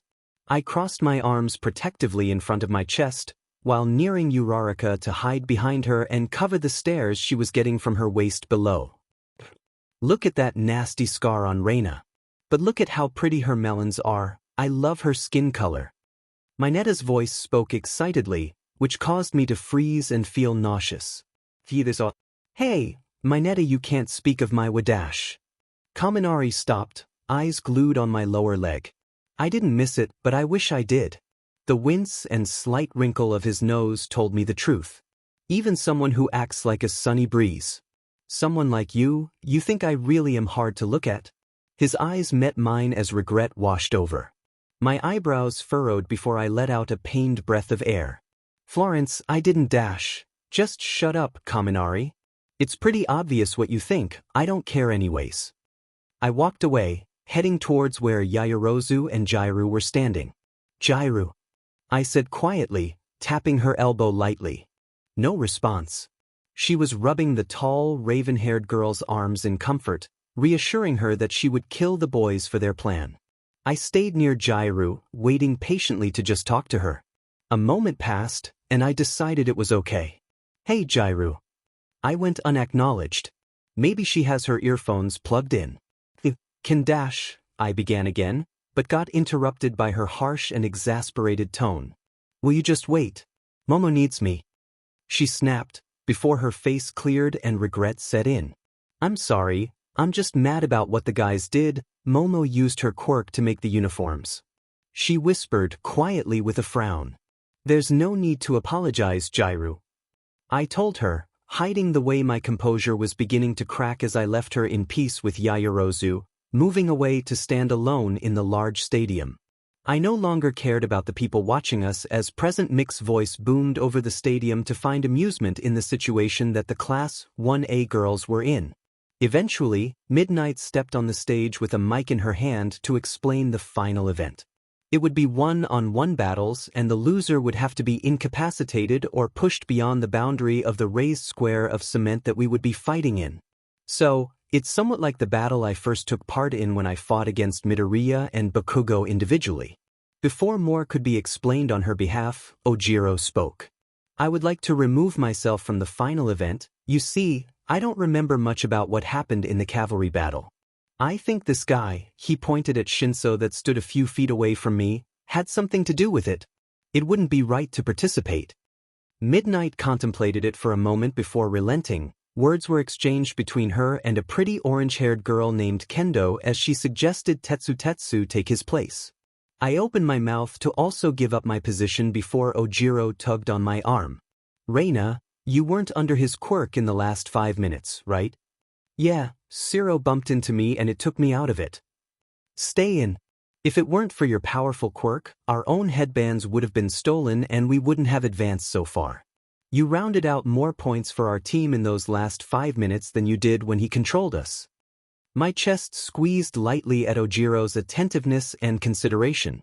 Even if I was frustrated with what seemed like the whole world right now, I'd never take it out on anyone who didn't cause this heavy exasperation.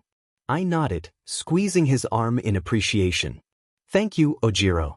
I'll do my best for you, okay?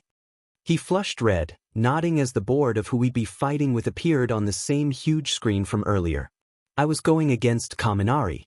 Saying nothing, I began to walk back towards the locker rooms to dress back into my gym uniform. Midoriya was walking in my direction, pausing as I passed him before he gripped my shoulder. "Hey, Florence, I didn't catch you at lunch." His voice brought back the words he spoke to Todoroki at the forefront of my mind. "She has a weak mind. She always acts as if she's on the verge of falling apart." Those words floated through my brain, stinging me as I shoved his hand off my shoulder. I remembered his name being next to 𝗀𝐿. "You're going against 𝗀𝐿. I should warn you, if you answer back to him, he can control your body. But again, you wouldn't let that happen. You're not weak-minded like me, right, Midoriya?"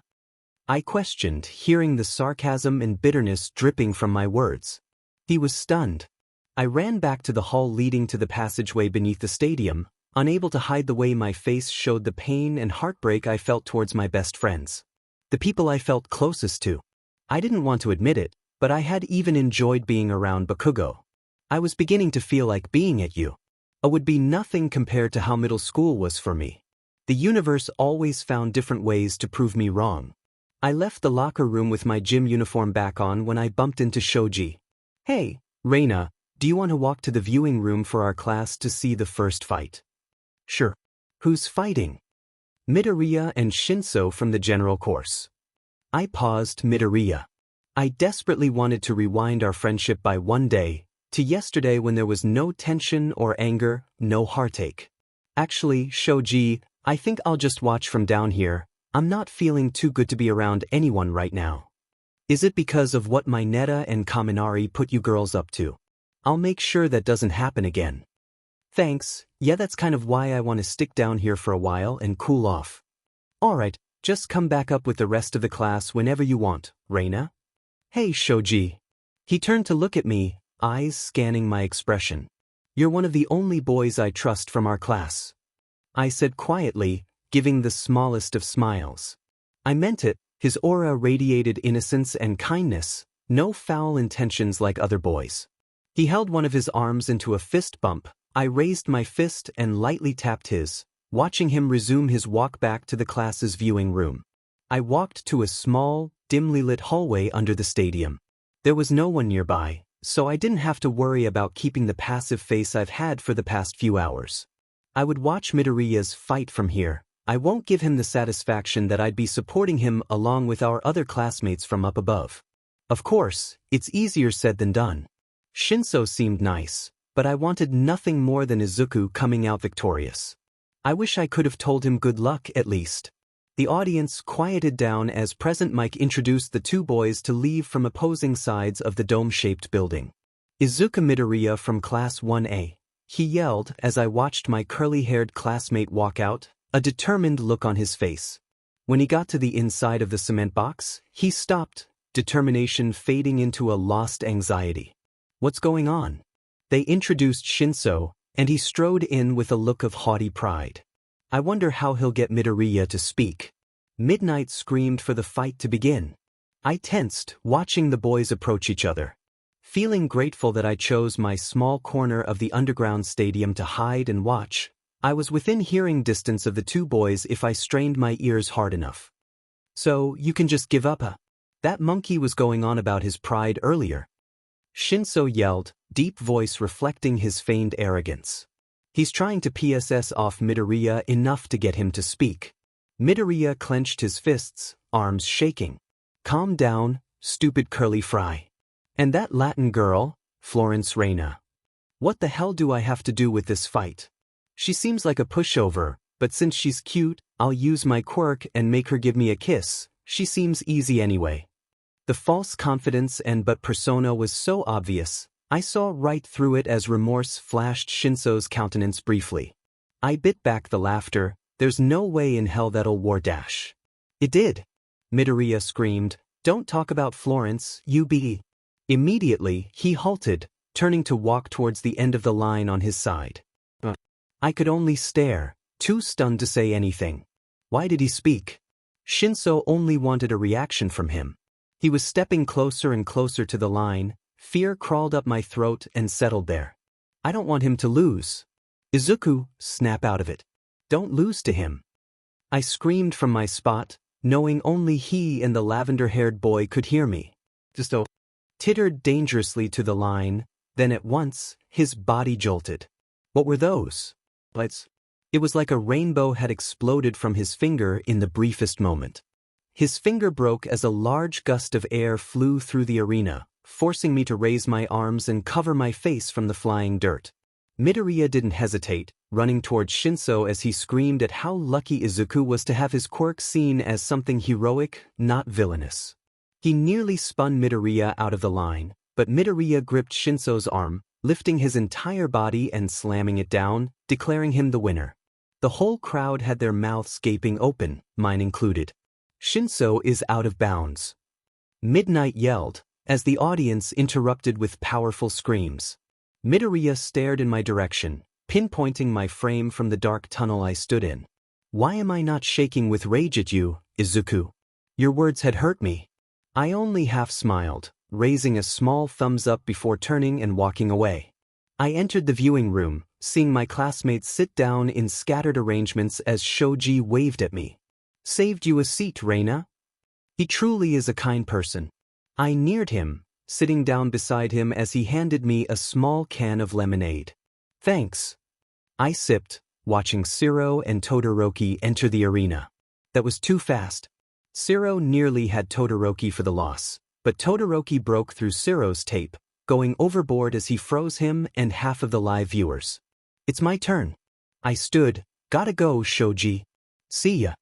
He nodded, and I made my way to the staircase towards the exit. Hands encased mine before releasing. I turned to see Jirou. She held a disheartened expression. Yes?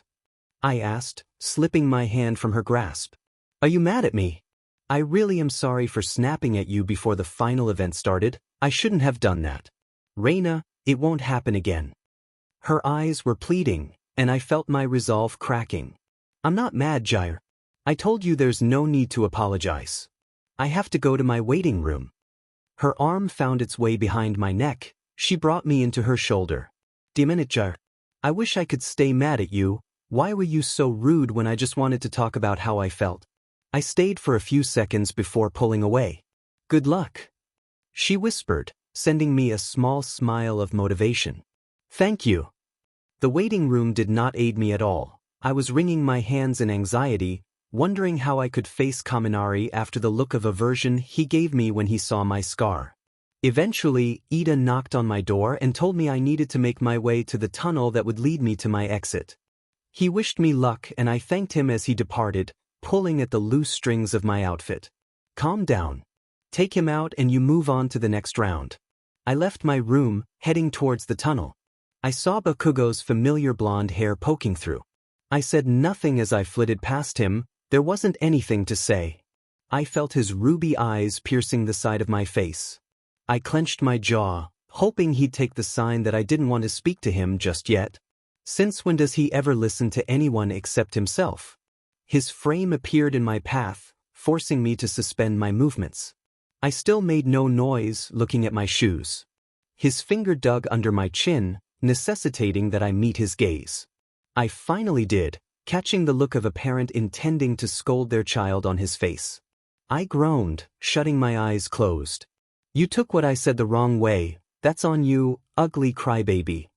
His voice was quiet but rough. Whatever, I have a fight to worry about.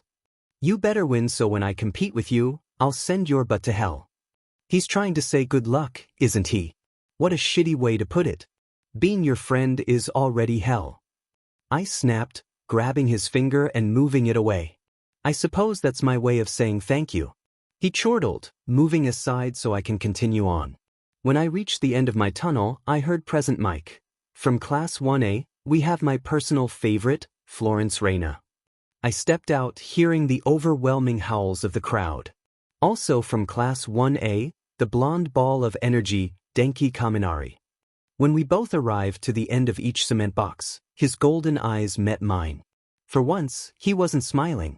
I remained quiet and observant, jamming my foot into the ground, measuring how deep the cement was before natural ground revealed itself. I came here to win. I spent the past 2 weeks learning more than I ever thought I could about new techniques and skills, enhancing my quirk as much as I could. Now's the time to apply it all. Midnight blew her whistle, signaling our beginning. Florence, I know you don't want to talk, but I'm sorry. That face I made. It's not because I was grossed out, I promise. I flung out different vines, thorns jumping out to try and pin him down, while I calculated whether I should force the cement to absorb some of his ankles. Now's not the time to hash out our problems, Kaminari. He raised his arms, screaming a number voltage. Instantly, I raised my green shield of vines, hoping they'd absorb the brunt of the impact. It worked, and Kaminari already seemed strained. I ran to him, ducking under his fist that glowed with electricity, shooting a vine out to try and wrap him the way 𝐬𝐮𝐲 did with Todoroki. He jumped in the air, screaming, "In it, Florence, listen." I threw 3 large stones, hearing them pelt him as he whined. It scared me. I didn't know you got hurt that badly at the USJ. I wish I was there to look out for you. I paused, squinting at him. Is he lying? As usual, his sunny wave of being never displayed dishonesty. I still need to beat you, especially because you're a pervert and made all the girls wear cheer uniforms. I screamed back, before reaching out for him again with roots and vines. He dodged once more, sending another strong wave of electricity as I lifted a stone wall to protect me. When the buzzing stopped, his eyes were already growing ditzy. He's beginning to short-circuit. I made that plan with my Netta because I'm a stupid guy who wants to see his favorite girl along with other pretty girls dressed in a cheer uniform. Sue me. I rolled my eyes, wrapping his body in one thick vine as I began to move him towards the end of the line. I could never be disgusted by you. He sounded angry, arms raising to shoot powerful waves of electricity down the vine. I couldn't avoid it well enough. A painful current flowed through me, forcing me to release him. Demon it, Denki, just shut up. I groaned, sending stones near his face. Stop being mad at me and I'll shut up. Stop being mad and I'll take you to eat those churros you like with the Hello Kitty sticks that I saw you tuck into your backpack. If you stop being mad, I'll stop being a pain in your butt. He offered, voice slurring slightly. I'm going to win. I ran at him, encasing my arms in rock as I began pushing him roughly. His eyes dimmed more, sadness taking over as he completely short-circuited. Quiet giggles escaped him, but the look in his eyes told me I was hurting him. At least I didn't use too much power or different moves on him. I'm ending it quickly. I consider you my best friend, just forgive me, Florence, he whispered in the midst of his garbled noises and giggles. Even in his state of lost brain cells, he's still trying to fix things. I need to end it now. For the sake of our friendship. I hurled him out of the line. He collapsed, completely zoned out as Midnight yelled, "Kaminari is out of bounds."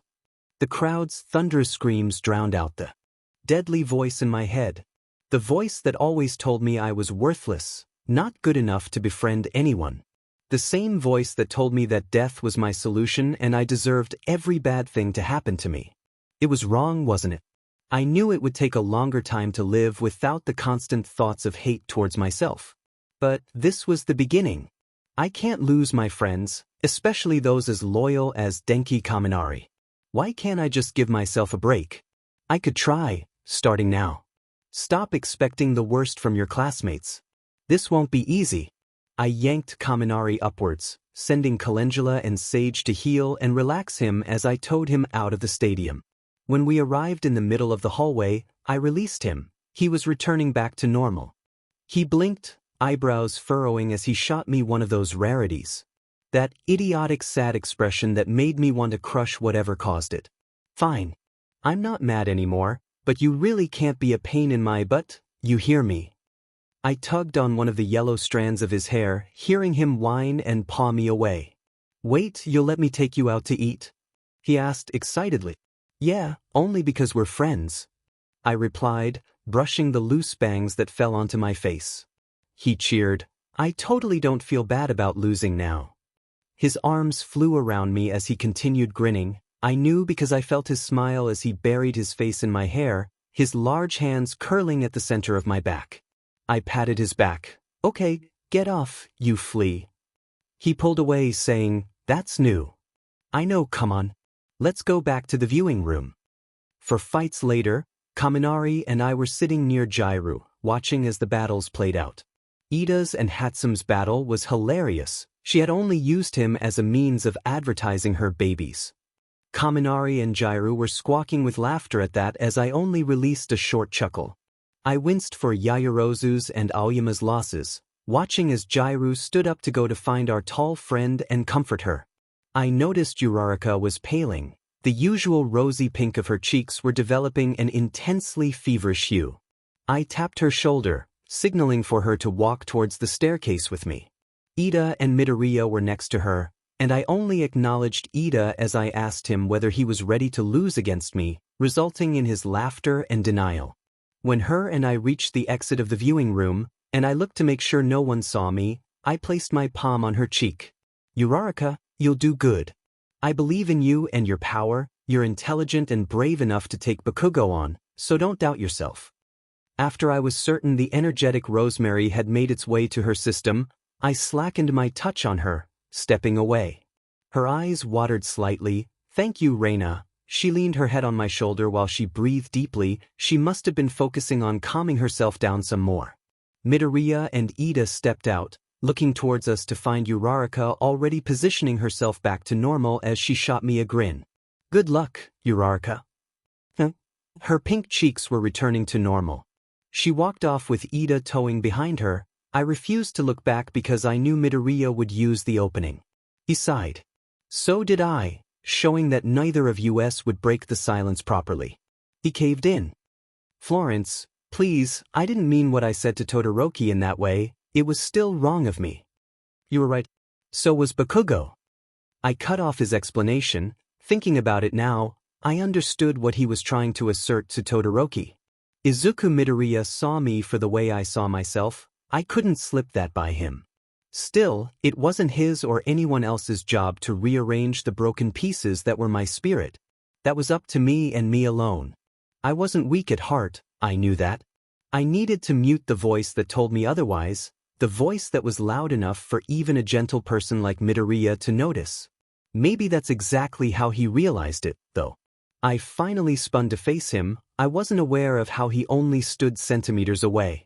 I looked towards the door that led to the viewing room. I'll win to prove that I'm not weak-minded. Not for you, but for me. I stated, but then continued, don't apologize anymore. I know you were trying to help, but only I can do that.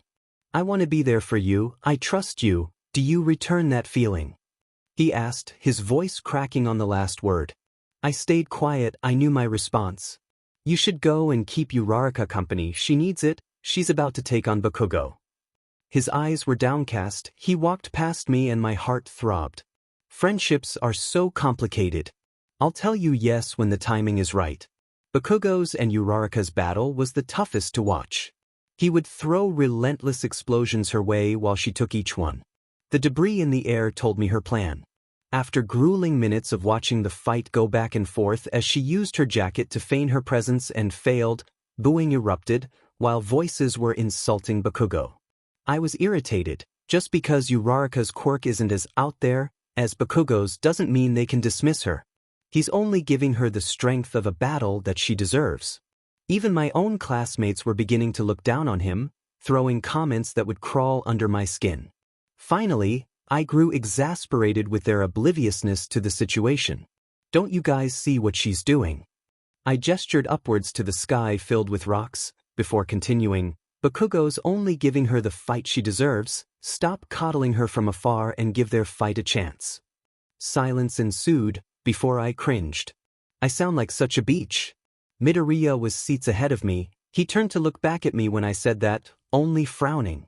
Hey, you're right, Reyna. Leave it to you to understand stuff like that, 𝐀𝐮𝐭𝐡𝐨𝐫 told me, sending me a lopsided beam of encouragement. Yeah, that's my favorite meanie in the world. She's always right. Kaminari broke out before I pressed my fist to his cheek, softly. Shut it, flea. I said in a teasing tone. Yes, ma'am. Uraraka released the debris, sending them all flying to Bakugo. How is he going to dodge that? He didn't, only releasing the largest explosion we've seen from him, dispelling all the stones in his way. When the smoke cleared, Uraraka stumbled forward before collapsing, declaring Bakugo as the winner. Let the quarter-finals begin.